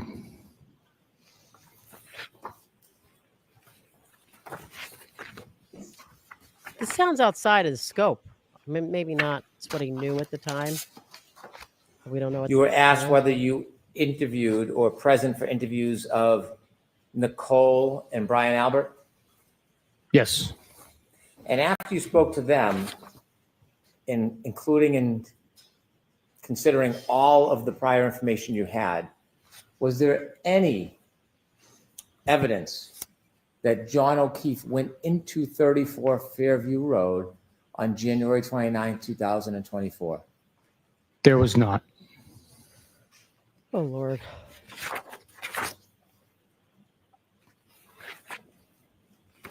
We have like the Talgon take me away thing. Calgon. Yeah, that. So cute. Oy. I want to take this afternoon break so we can hear our voicemail. Yeah.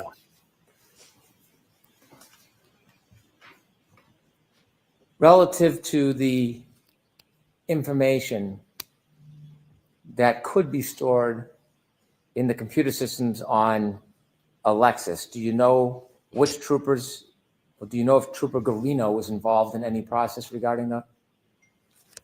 Yes, I do know. And yes, he was involved in conducting that portion of the investigation. As part of the investigation, was it important or was it considered to look at John O'Keefe's phone to see if there was any specific or particular information on it that would be helpful? Yes, it would be. What were you looking for? What was the team looking for on Mr. O'Keefe's phone? Well, the all-encompassing data includes location. I mean, we of the wanted to watch the device. spring camera. It includes delete whatever we could. communication, the party's identity with whom an individual could possibly be communicating. In this case, Mr. O'Keefe, his text messages, phone calls, emails, other applications like Signal and WhatsApp could have been also in use. How about voicemails? Voicemails, yes. Did you ever review or consider any of those things that you just mentioned in your investigation? Yes, I did. Speaking of interviewing witnesses, did you, along with Michael Proctor, interview Cold down here. Katie McLaughlin on January 30th, 2022? Yes, I did. Was this I'm coming up. the very next day? Yes, it is. Coming up. And as part of your investigation and the direction and scope of your investigation, did you consider the interview with her and what she might have told you? Yes, it And when was. you were speaking with her the very next day, is there any statements that she attributed to the defendant that you considered in the next days of your investigation? Yes, there was. Do you remember what she told you the defendant said that was part of your consideration for your future investigation? Yes, I hit him. I'm going to allow it. Oh, remember that the statement is not being offered for the truth of the statement, but simply to show that the information was provided. Did the statement that Katie McLaughlin attributed to the defendant that very next day, January 30th, 2022, did that shape your investigation at all? It helps attribute to the investigation. Again, all the evidence, all the statements, all the digital, all the circumstantial, all of that information is coupled and then put together, capped off by the defendant's statements herself to form the case.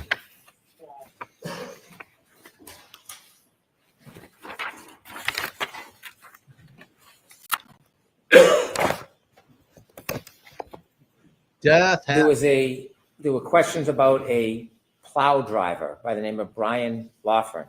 Lucky. When did you first hear or learn of that name?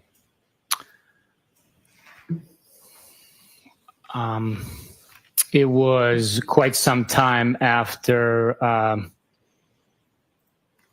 the case had made its way through the court system. When you learned of his name, did you attempt to speak to him? Yes. And before you spoke to him, were there any issues you identified relative to Mr. Loughran before you actually spoke to him? In regards to him, no, I didn't know him. I've never met him. Did you, in fact, speak to him and interview him? Yes, I did. Was that interview, did anybody attend that interview with you? Yes. It was asked whether or not there was a car that was seen. And that was what type of car? Ford Edge. Was he specifically asked whether or not that was a Ford Edge owned by the Albert family? In our interview? Yes. I don't remember specifically, but it is along the line of questions that would have been in my report and transcription of the audio recording. In one last interview, did you speak to Brian Albert Jr.? Or did you consider a report of his interview? I saw a report and Did you considered. attend that interview? I did not know. What did you understand his relevance to be in your investigation? He was at the home, at his parents' home, when some of his relatives and parents' friends came back to 34 Fairview. And after you considered that interview, did it change your perspective or knowledge about whether anybody had suggested that John O'Keefe went into 34 Fairview Road that night? No, it did not, no. When I asked you questions earlier on in the case, days ago now, we went through a number of pieces of evidence that was found at different times at 34 Fairview Road. Do you remember those questions and going through that process? I do remember, yes.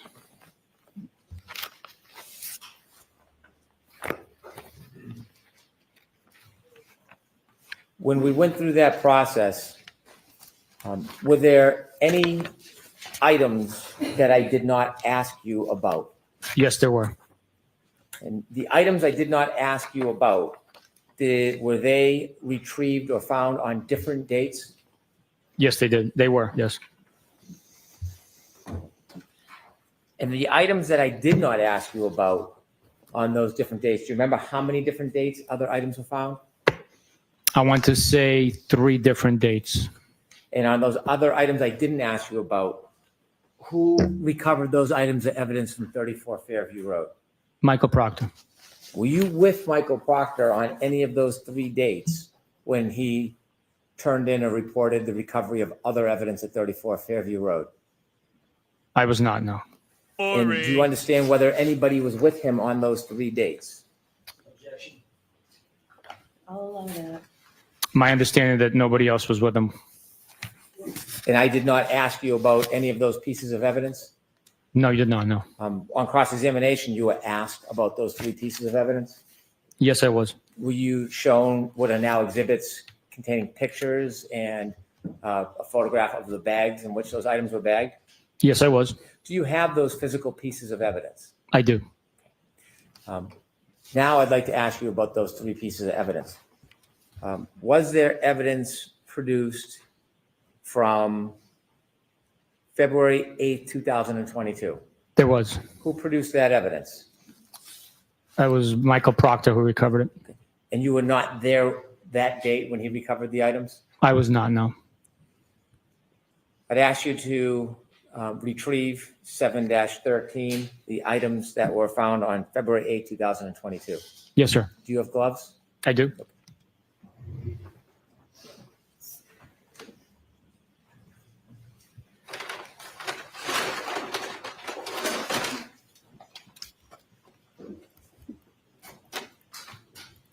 Okay, got a little blooping here, a little blooping action. To introduce this into evidence.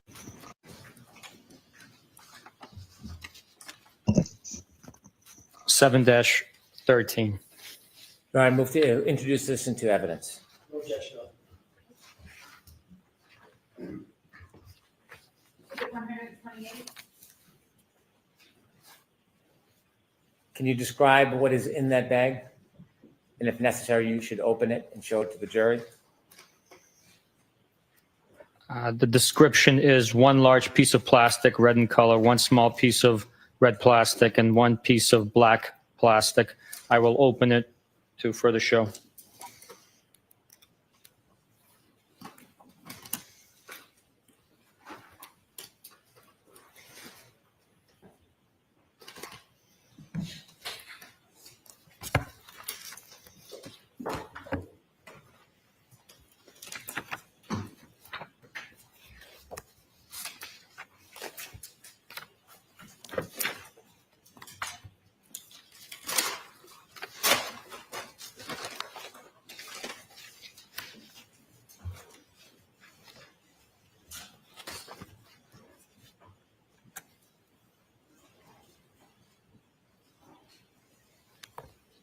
Wow. This one's labeled 22-02-184-7-13 as the bag.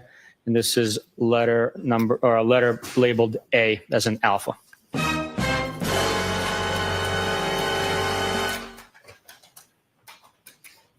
Could you again tell us the date that was recovered?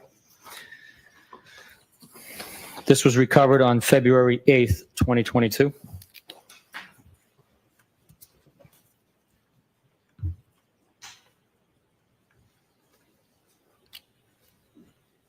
This appears to be a black piece of plastic, same identifying numbers, but this one is labeled with the letter B as in Bravo.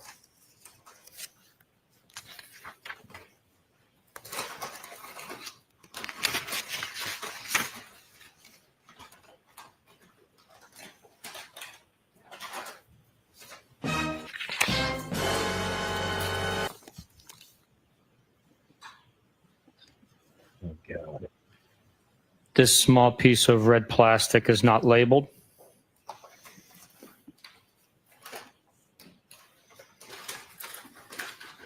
No, we are not watching the testimony from 2 days ago. Thank you. He's just asking all the same shit. You mentioned this was on February 8th, 2022. Earlier in, are you done with that package? Yes.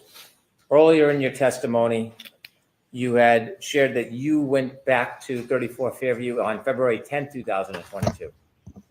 Yes, I did. And on that date, you recovered pieces of taillight. Yes, I did. At that point, on February 10th, 2 days after that February 8th production, was there still any snow on the ground at 34 Fairview? Yes, there was still snow on the ground. Obviously not in the amount that was there the first day. The second production from Mr. Proctor, do you know what date that was?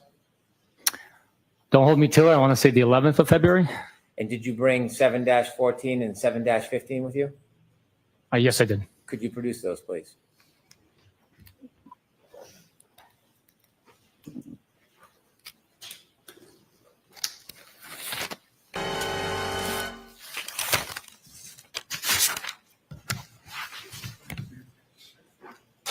Boring.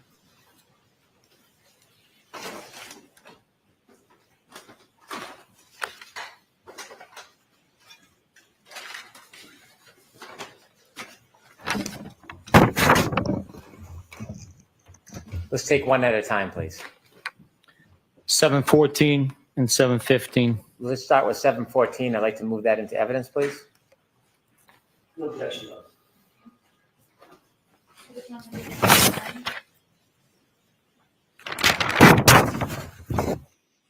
Bloop, bloop, bloop, bloop, bloop, bloop, bloop, bloop, bloop, bloop. Appears to be a variety of wax, like stamp bags, as well as plastic containers. And this is consistent with having glass in it, as it was earlier. Does the packaging, it seems different than the other bags. Is there any reason you know of that the packaging is different? No. It appears that these are small fragments of glass, so for safety reasons, it appears that they were placed into a hard containers to prevent injury or maybe possibly losing it. Could you just hold up a few examples for the jury to see? Yes. God. It Fascinating. Fascinating. Small inside the wax paper. Fascinating. Fascinating. Move Fascinating. 7-15 into evidence. 7-15 and 7-15, the two separate bags, both found on February 11th, 2022. I can confirm that as soon as I look back at the bag. Exhibit 130.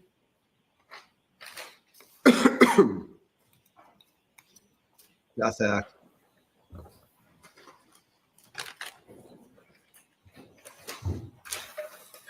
Yes, February 11th.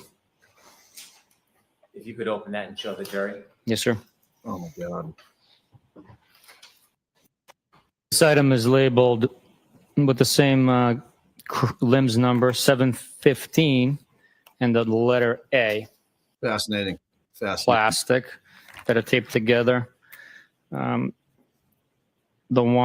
longer one here on the left is labeled H, and the one on the right is labeled F, if my eyes are not failing me. Fascinating. Debris collection with the same numerical identifiers. When would you use a canister as opposed to just putting it in a bag or a plastic bag? Is there a reason it's in a canister? I do not know the reason behind it. I would strictly be speculating. Thank This small red piece of plastic is labeled E as in echo.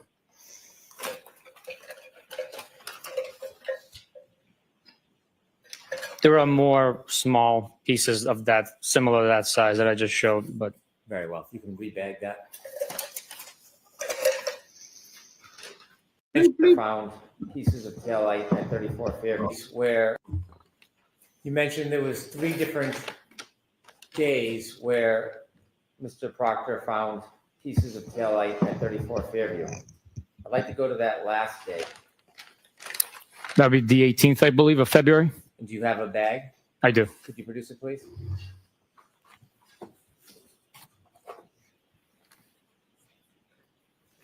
It's 7-16. Yes, it is. Do you have it? I do. I'd like to move that into evidence, please. No objection, Your Honor.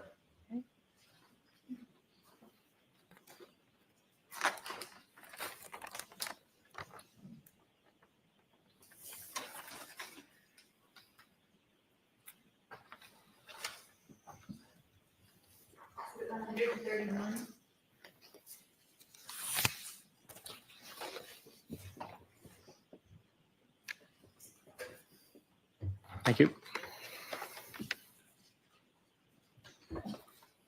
Bloop, bloop, bloop, bloop, bloop, bloop. Oh, it's a piece of taillight. Fascinating. This one's labeled B, Bloop, B for bloop. labeled A, C, and D. Mm. Do you typically label items? Labeled E as clear. Fascinating. Thank you. Debris. Fascinating. The tow truck brought the defendant's Lexus to the Canton Sallyport. Do you know if there's a video depicting that arrival? Yes, there is. With the court's permission, I would like to play a portion of Exhibit 127. Okay. Oh my God. Are you serious right now? Are they serious right now? Boring.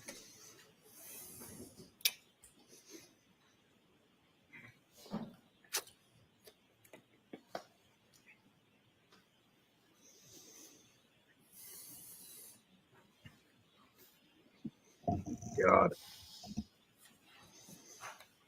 Here it comes. Oh. Oh. Oh my God. Case over.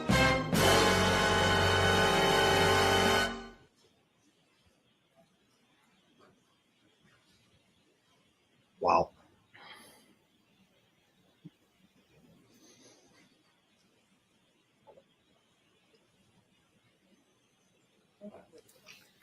Have you seen that video before? Yes, I have. What does it depict? It depicts a tow truck from Diamond Towing arriving at Canton Police Department, followed by my personal pickup truck that we're following the vehicle in. That video, that's before the video of being in the Sallyport?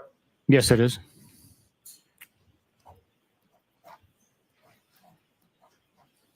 When you were considering the physical pieces of evidence as part of your investigation, were you considering the weather conditions that night?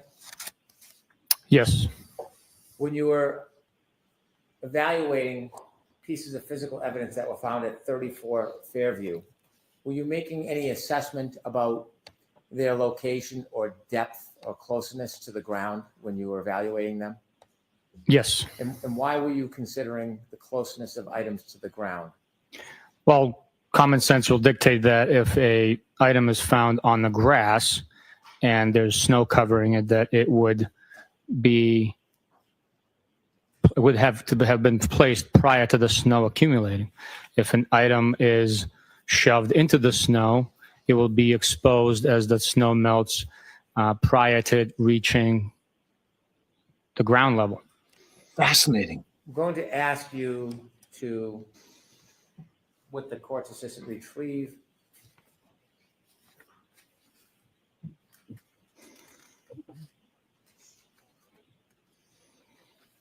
Yes. Exhibit 85. May I approach? Yes. Bloop, bloop, bloop, bloop, bloop, bloop. Of taillight on February 3rd. Did you consider their location, not only where on the lawn they were, but about the depth of where they were found? Yes, I did. And based on the items that you found on February 3rd, how close to the ground were they? They were on the ground, or in the instance with the hat, it was frozen almost in a solid piece to the grass blades, to the ground. And was that significant to you, how the hat was found? Yes, it was. I could have 99 feet. Oh my God.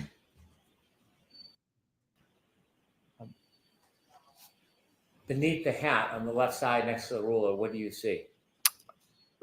Yellow grass and a leaf, I believe, a brown leaf. Was that of importance to you? Yes, it was.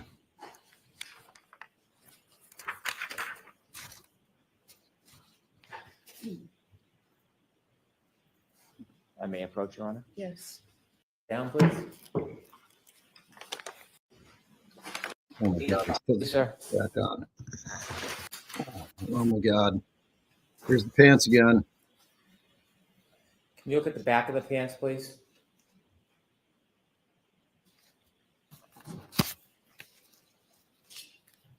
As part of your investigation and the significance of the evidence, did you consider any debris on the back of the pants as part of your analysis?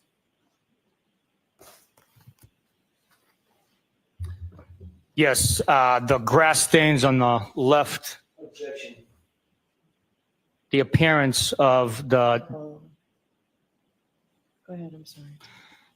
the staining that's taken place or had taken place on these jeans was significant in the fact that it appears to be green and grass stain. What did that suggest to you as part of your evaluation of your investigation and the decisions that you made after? It suggests that Mr. O'Keefe impacted the grass area with his left glute, transferring green staining onto his pants. Are you, or do you know from your investigation the amount of snow that was on the ground at about 12:32:09 to 12:32:12 on January 29th of 2022? Yes, based on my investigation and review of video from surveillance footage, it appears to be very little to a coating of snow in some areas. You could repackage that for us, please? Yes, sir. So O'Keefe's pants. Holy shit. Yes, sir. You were asked questions about interviewing Brian Higgins, Yes. Bigglesworth? and you shared with us that he provided you a number of text messages between him and the defendant. Yes. You began to explain that you vet information during your investigation. Yes, we do. Oh. What did you tell him you were going to do with the messages he was giving you? I explained to Mr. Higgins that we have in our custody and will eventually get into both the defendant's phone and Mr. O'Keefe's phone, so that protect his integrity as a law enforcement official.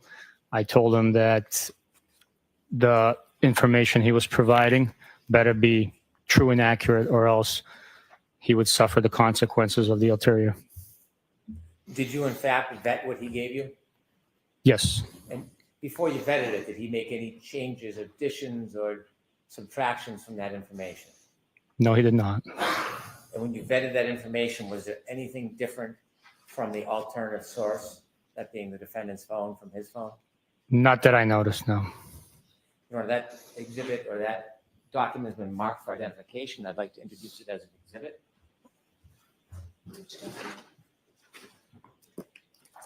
Identification number is that?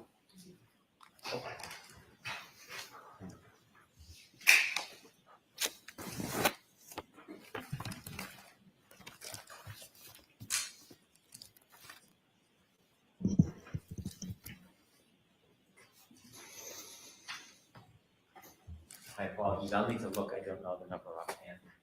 I think the clerks might have it. It's marked for identification. No, it's actually one. It was EE now. Oh, it was introduced. It was. I didn't realize that this has been introduced as Exhibit 1. Shut the fuck up, Hennig. Oh my God, we're out of blooping. Ay, ay, ay. Part of your investigation, did you look to see if there was any animus or difficulty between Mr. Higgins and Mr. O'Keefe prior to Mr. O'Keefe's death? Yes. Did you look at text message records to see if there was any motive that was evidenced in those text messages for Mr. Higgins to want to murder Mr. O'Keefe? I did look. May I approach? Yes. Sure you did. Pimp.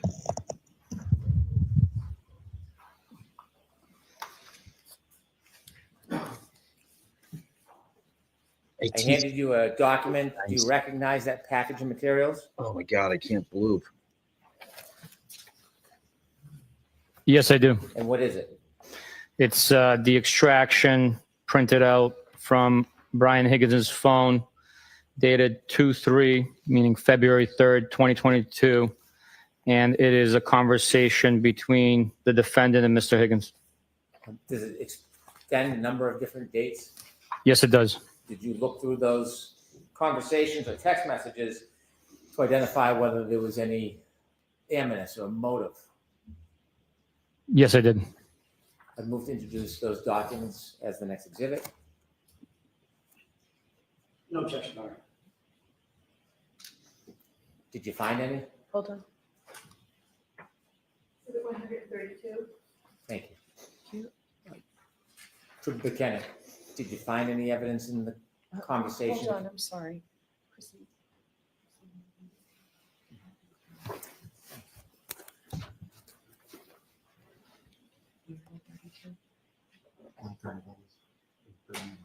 Okay, thank you.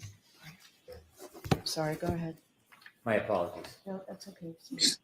Trooper Buchanan, when you studied the materials, the conversation, communications between Brian Higgins and John O'Keefe, did you find any evidence shaping your investigation that there was a motive to harm, hurt, or murder Mr. O'Keefe by Mr. Higgins? No, there was not.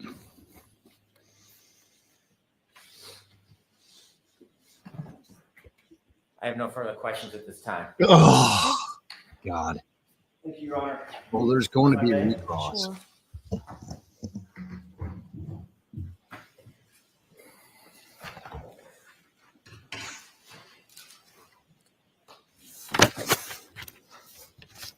Yeah, I think all of it goes to Bowden.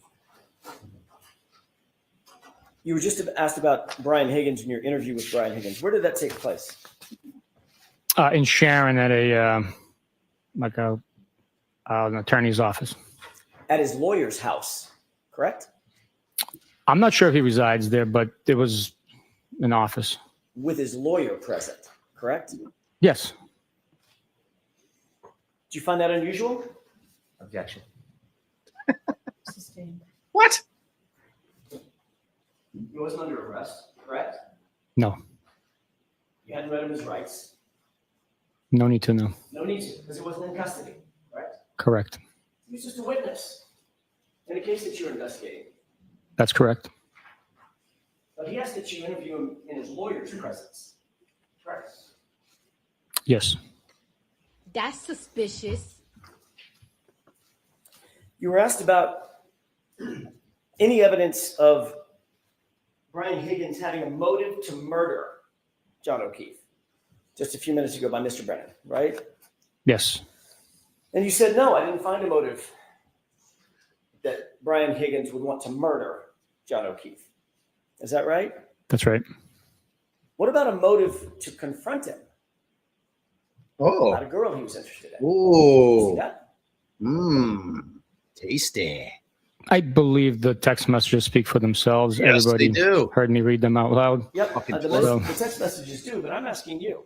You were just asked about your opinion, whether or not there was a motive that you found for Brian Higgins to want to murder John O'Keefe. I'm asking you a different question.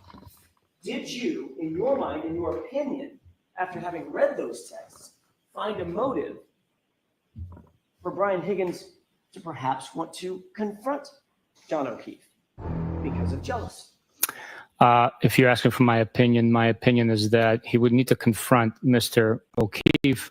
Mr. O'Keefe was not the one pursuing Mr. Higgins. It was your client that was pursuing Mr. Higgins. Okay, so, well, text messages, like you said, speak for themselves. You'll agree that it showed that there was a mutual interest, right? It just wasn't one-sided. At times there was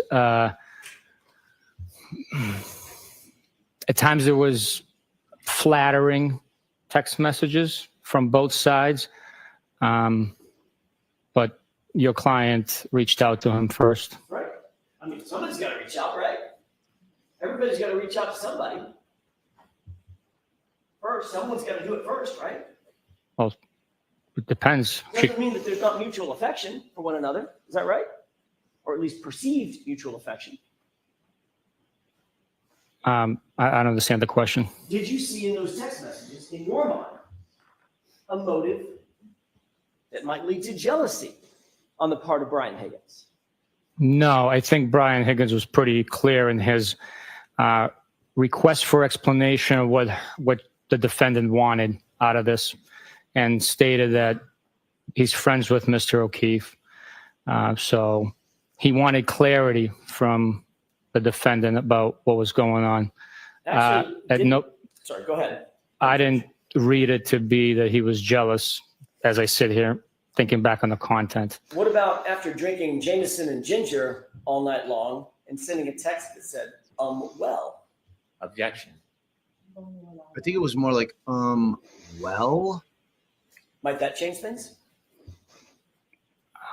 I don't know what Mr. Higgins' state of mind was. Well, could mean many different things. They could have had a face-to-face interaction, a look. We'd be strictly speculating what was intended by that, or what was the intent of communication by that text message.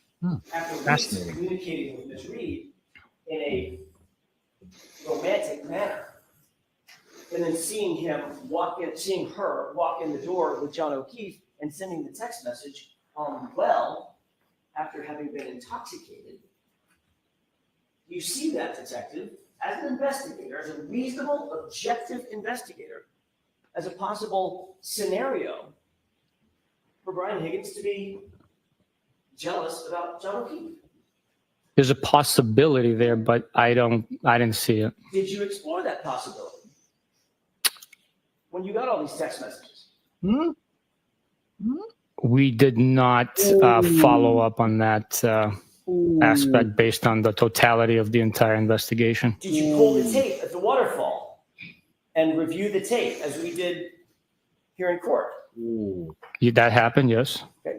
Did you see on the tape a time just before Brian Higgins left the location where he was confronted by Chris Albert? Sure. Did you see a circumstance, did you see a situation on that tape where Brian Higgins is standing and Chris Albert physically puts his hand on Brian Higgins' arm, on his left arm.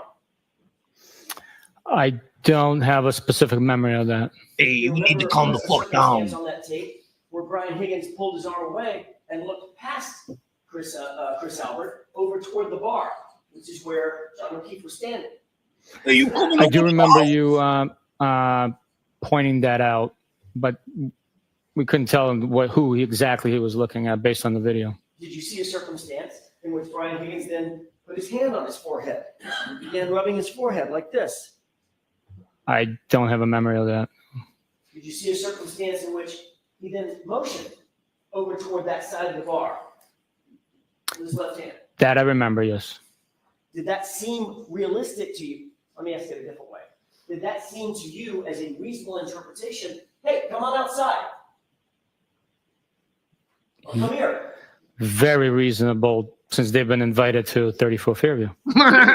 Great answer, dickhead. That was just a, hey, let's go together, or did it look more to you like, hey, come outside, or let's step outside? The totality of the investigation, the fact that when they stepped outside, there was no confrontation and they were invited to the address. Again, totality of the investigation suggests otherwise. Let's talk about that totality of the investigation. You're aware that Brian Higgins left first. He was the first to arrive at 34 Fairview, even before Brian Albert. I am, yes. And you're also aware that John O'Keefe and Karen Reed were among the last to arrive. So they didn't step outside together, right? They didn't step outside, but once he was invited, according to your narrative, wouldn't they have a discussion outside where he was invited to come out? So, Mr. Jackson, I just want to ask you, how much longer? Not long. I can finish this up if you give me 10, probably 10 minutes. Okay. Jurors are saying yes. Is it okay with all the jurors? We usually break at 4. I don't want to overstep. I'm happy to stop now, but I think I can get it finished. I'd like to finish with this witness and not have to bring him back again tomorrow. Thank you. Thank you, Your Honor. I appreciate the accommodation.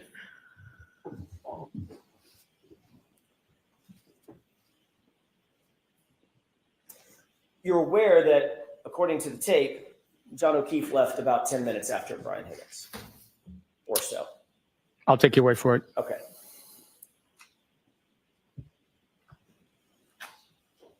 You would agree, as a homicide investigator, not every death starts off as an intended murder, correct?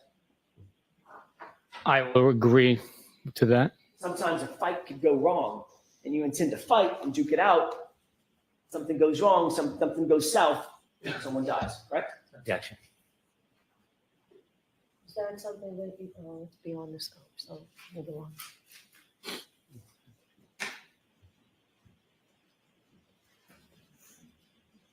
You were asked on redirect examination about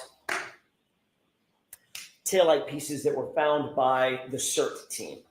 I want to ask you real quick about that. Your testimony was you recall that the CERT team found a large piece of red taillight material during their initial search. Is that correct? That's my recollection, yes. Okay. Did the CERT, you had a debriefing with the CERT team, correct? Not the CERT team. I had a debrief with the members of our unit at the Canton PD conference room. I do not have a memory of the CERT team being there. Do you recall ever being told or informed that the CERT team actually recovered maybe 5 or 6 pieces, maybe 7 pieces of small plastic material in addition to the shoe?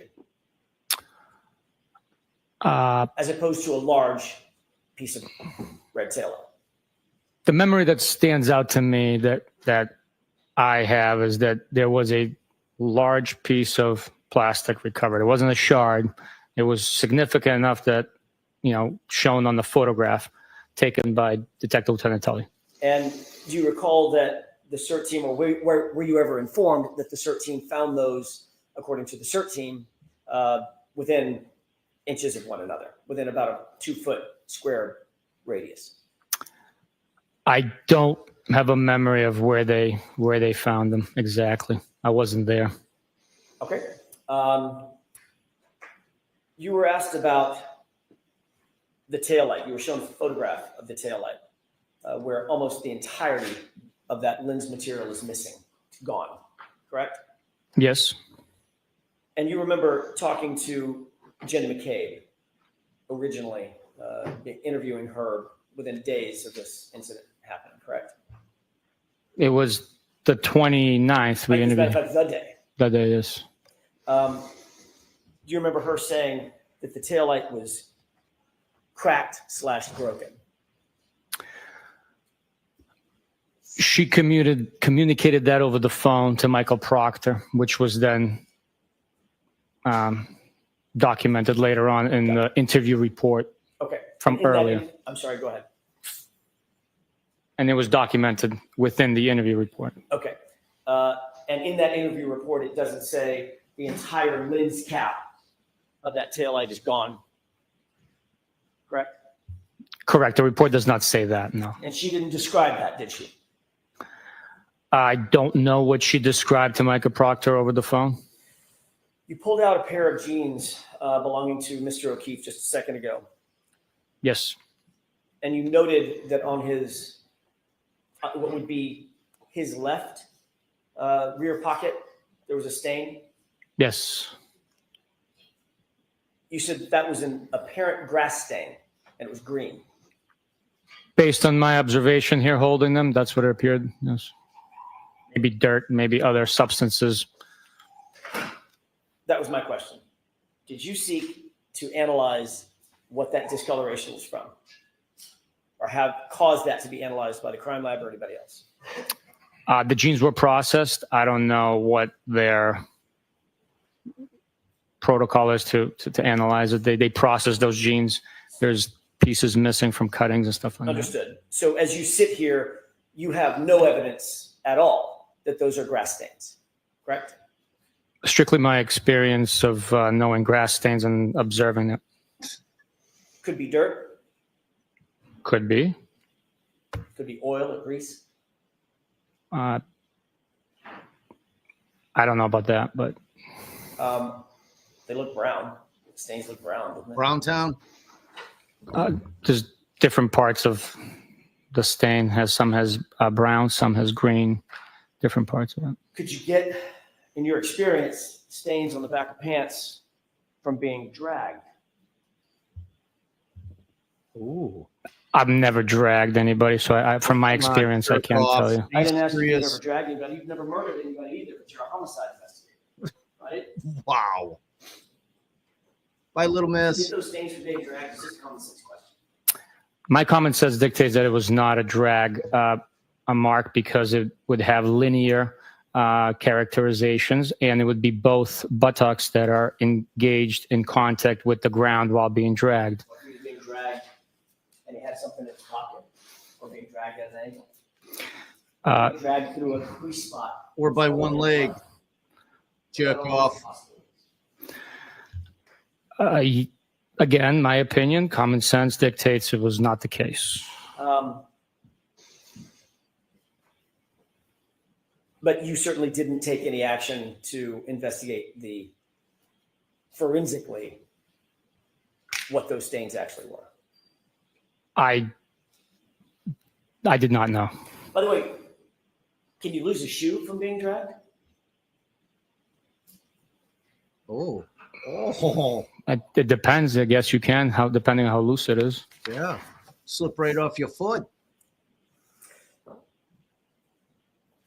You said that there was no information that you had regarding Brian Higgins and John O'Keefe having any animosity toward each other prior to January 29th, 2022, correct? Correct. But you did, now let's talk about on January 29th, 2022. In your experience, does drinking alcohol increase a likelihood or increase the possibility of getting into an altercation? I would say, in my experience, in my opinion, the alcohol could become a social lubricant and exacerbate emotions. But to speak in a definitive form here. I can't. You've heard of beer muscles. That's a common phrase, right? Never heard that before. No. Beer guts. Ever heard that one? I've heard of beer gut, but not beer guts. Beer goggles. Having the guts to walk up to someone you might not otherwise walk up to in a bar because you've had too much to drink. Is that what beer muscles could mean? I would say maybe liquid courage, Even better. What does liquid courage mean? giving you courage that truly shouldn't be there. That you might not otherwise have if you weren't drinking. Yeah. Yes. Can we wrap this up, Mr. Jackson? I'm trying, Judge. I won't be much longer. Mm. Mm-hmm. You had evidence that Brian Higgins had been drinking most of the afternoon and evening that or most of the night, that evening and night, at the time that John O'Keefe and Karen Reed walked into the waterfall, correct? I had information that Brian Higgins had returned from a police officer's funeral and then went to Waterfall after he changed clothes and took a shower. Went to the hillside before he went to Waterfall and started drinking there, correct? Long day of drinking. I don't have an independent memory of that, no. But you did, at the time, you didn't pull the tape at Gesundheit. At the time, you didn't pull the tape at CPD that we saw with Brian Higgins on the phone at 1:30 in the morning, correct? You didn't have that information. I'm sorry, can you At the time- give me a reference when at the Sure. time? At the beginning of your investigation, January 29th, and probably the next, let's call it a couple months. Mhm. You did not have that information, correct? No, we did not. And you didn't seek that information from CPD at that time.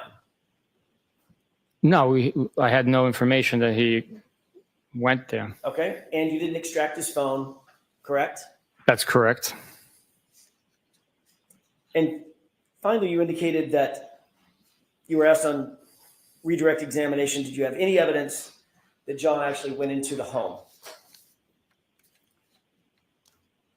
Did you ever interview Trooper Guarino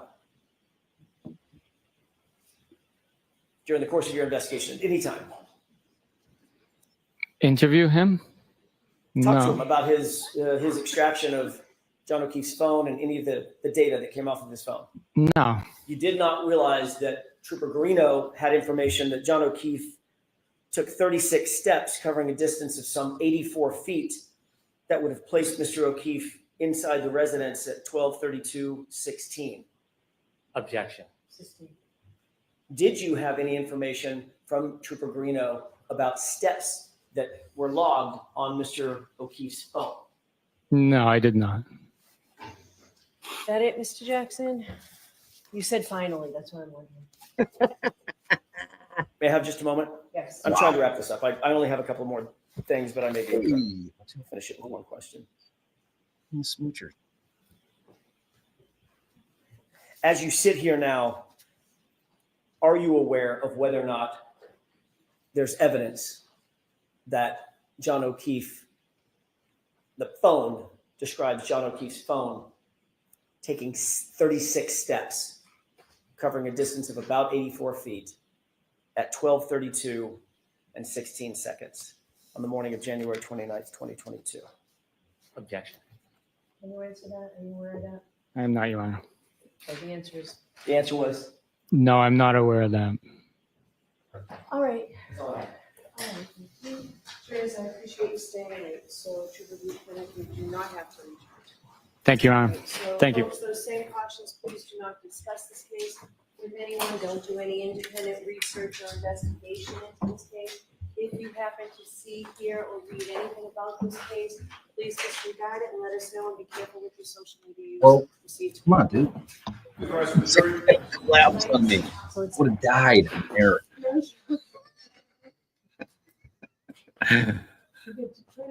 All right, let's see. I don't think I have any blooping. I think they're done. We'll just make sure they're done. They're done. All right, quit playing with that. You're gonna make it fall. Crush me on the live. He's starving me, guys. All right, so we're gonna see if the judge comes back with anything. I don't think so. Make sure we'll come back on time. And then we've got two orders of business. We've got West JoJo's voicemail, because she sent a big tasty 50 plus Venmo, and she was brave enough and awesome enough to have sent that voicemail to us so that we could play it on live. So we're excited about that. So wait for that. And then we're going to do the wheel. I got the wheel all set. It's piping hot, ready to go. Piping hot, ready to go. I'm ready to go for food. Yeah, this is the worst Groundhog's Day nightmare ever. True story. That was like the whole direct again. Criddles. Aw, family hug. Wait, Dad, it's Groundhog's Day? No. From A to B. $2 holla. Oops, I meant Waterfall. Yes, I did watch that to A to B. I did watch that. Pretty fascinating stuff. I spent a lot of time on that. Gen X girl lawyer. Thank you. As always. Not that Mickey. Thank you. Next. Snore time. Yeah, that was pretty painful. Hank's redirects are painful. There's no question about that. Dawn Burke. It won't let me send Uckery. So retrying. LOL. We got it. We knew what you meant. And thank you so much, Dawn, for your always generous nature. Jen, t-shirt time. Aw, family hugs. You are in. Thank you so much, Jen. Pro Gamer, 10 pounds British. It is the redirect. It's Sue Candell. Grandkids changed my YouTube name. I am tired of Bukhaki's permanent frown. It's pretty good, though. Not that Mickey. Appreciate you. Do you think we answered that one? History. Helen asks, would you call Higgins or leave him as a sussy McSuss face in the jurors' minds? Love y'all. I don't know. Got to think about that. Whatever the case may be, it'll be after Proctor if they're going to call him, I would think. So I have to check that out. See what that is.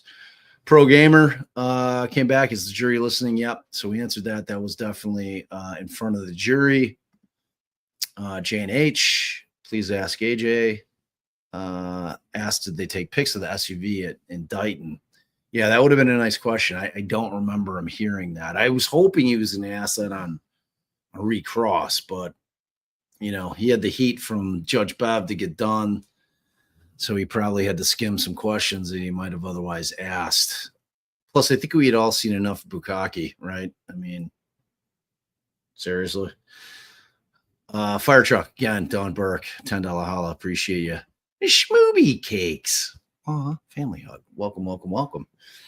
All right. I think we threw Paige up there. Thank you so much. Loving the modest spice and rants. Thanks for the laugh. So my blood pressure doesn't explode from all the uckery. Here. Thank you for your generosity. What the bail? Yeah, I remember Allie reading that. All right, go get a snack. Because we got practice. I'm hungry. And then maybe take a nappy poo. When? Well, we don't have practice till 6, so you got times. All right, they're taking forever here. So I'm gonna switch right. I mean, we're live. I don't know what's going on right now. I mean, what is this fan we're seeing, guys? It's only fan. It's our friend. You're funny. Lets us know when they're going to come back from court. Lets us know they're on break. You said only fan. It is only fan. Oh, see, she gets it. She gets it. All right, let me see here. I'm gonna switch to this tab. So we're gonna listen to West JoJo. Anything happens to go on in the court, we'll go back to it. All right, we can't do 2 on the ball. We've discussed this. You're gonna make me bail. It'd be funny. Nothing But, like. All right, you guys ready? All All right, so when any of you guys ever donate 50 or above via Venmo or one of the payment apps or whatever you want to call them, we will play your live message or voicemail during a live because they're awesome. All right, so this is our first one. It's our maiden voyage. So this is West JoJo. Sent this today. Let's hear what she has to say.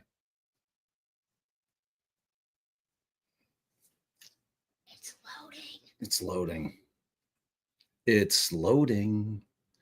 It's taking forever to load too. If you guys want to send a message, it's speakpipe.com. Yeah, we threw the address up there. Oh, come on. What's going on? I'll try to reload it. Hey guys, I really love watching you on YouTube. I think you're hilarious. I just want to tell you how much I appreciate you because previously I would always buy what the prosecution was selling, like wholeheartedly. And you've really opened my eyes, and I truly appreciate that. My question for you is, it seems like there is so much injustice in the justice system. I am obsessed with Delphi.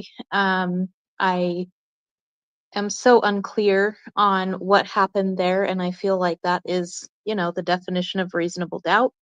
I feel like it was not a fair trial. And then Karen Reed, there are so many other examples, but what can we do? My dad was a huge fan of saying we should call our congressman about everything. He really said that as a joke, but who do we call? What do we do? Who do we write to? I would love to do something about these things that we see on your channel that are just not right. So I'd love your input. Thanks so much for all you do. So that was awesome. That was awesome. I just love messages like that. Like those are our favorite messages when we get a message where it's saying that, people just used to always kind of like always buy what they were sold from the government, that being the cops and the prosecutors, and that we've opened eyes. It's always just, ooh. I need to fan myself off when I get those because it's everything. Yeah, I mean, oddly enough, we had a very, very similar question from Megan the other night. She wanted 5 different things that we would have to, or 5 thoughts that we had that might help the system. In terms of kind of what you were saying, I mean, look, if you live in a county, I love you, or a state wherein your judges and or prosecutors, and I think all prosecutors, the lead prosecutor, the head prosecutor, are elected, do your research, look into them. Just don't vote along party lines. Look into these people that you're putting in these incredible positions of power to make sure that they're good people to the best that you can. For every single judge that's going to be put on the bench, there are websites, there are resources that lets you know whether or not they're qualified to be a judge. So, vote. That is one way to control who's getting into office. As far as the system itself, that's a whole different thing. That's a whole different ball of wax. There's so many things broken about it, and there's no easy fix. And I'd have to do another hour of live to go into it, but it's definitely not a question that I want to skirt. And it's probably a good topic for a live with some other attorneys, maybe some former judges, to get some input on what they think too. I think it would make for a pretty interesting live to see what we can do to try to fix this broken system, which still is the best out there, but it's broke. It's broke. So yeah, right. Exactly. Mandy knows. All right. So let's switch it to the wheel.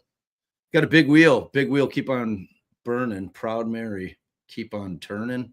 Oh, I think I got that wrong. All right, let me get the wheel up, pull that right up, right. Yeah. So I included everybody.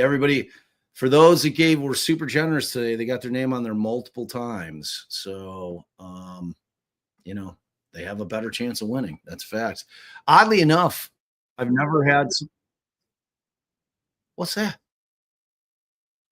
Oh, wait, that's some old shit. Over.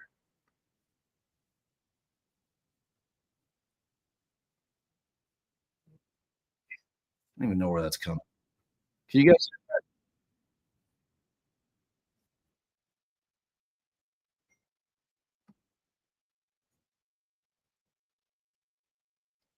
Okay. All right. You guys ready to do this? Let's do it. Let's do it. Okay. For some reason, it popped up Melanie's live. All right, you guys excited? I'm excited. I'm excited. We've got 52 entries on this wheel. It's a big wheel. Big wheel. Big wheel. And what you do with this wheel, okay, what you do with the wheel is if you win, Stream Elements just popped it up right here. You're going to email to that address, a truecrimepod@gmail.com. You go onto our bonfire website, which I hope that the girls have been putting in here, and you pick what shirt you want. We've got many shirts in there. And then we need the color, the size, which one you want, your name, and your mailing address. That's all you need to do. And then in a couple weeks, you'll have a glorious DD t-shirt. Now, Ann, she decided to upgrade. She sent us $20 and said, I want a hoodie. So Ann's going to be, because she won on the last wheel. So, all right. All right. You guys understand what to do? You guys understand it? All right. Here we go. This is so exciting. All right. Let's go. Boop. Ooh. There it goes. Where it stops, nobody knows. Pammy! Pammy! Ah, I love that win. I love that win. Pammy's been so supportive of our show forever. That was a righteous win. I love that. So, Pammy, you know what to do. You know what to do. Pick a good one. I fully expect you to be wearing it at the True Crime Podcast Festival. Sporting that thing, sporting it like the champion you are. So congratulations, Pammy. Well deserved. That is a culmination of, I don't know how many supers and cash apps that you've sent us, but it's been unbelievable. You've been an incredible, generous, wonderful human being since we started this channel. So I'm thrilled to see Pammy win. Spoogs, you were close. You were right there, Spoogs. Spoogs, and Rutherford was very close too. So all right, y'all. That's amazing. That was a really sweet way to win for Pammy. I'm really happy for her because I love her. She's one of my faves. She is just glorious. All right, you guys. We will be back to the normal time tomorrow. Back 7:45, 7:50 Central Daylight Time because they're going to start court the normal time tomorrow. Another full day. We've got to be getting close to the Commonwealth's case being done. I don't know that they're going to call any more cops. I think they're done with first responders. I can't think of any other witnesses that are going to call that aren't experts. So we've done the phone shit. To me, that leaves the Welcher guy from that company.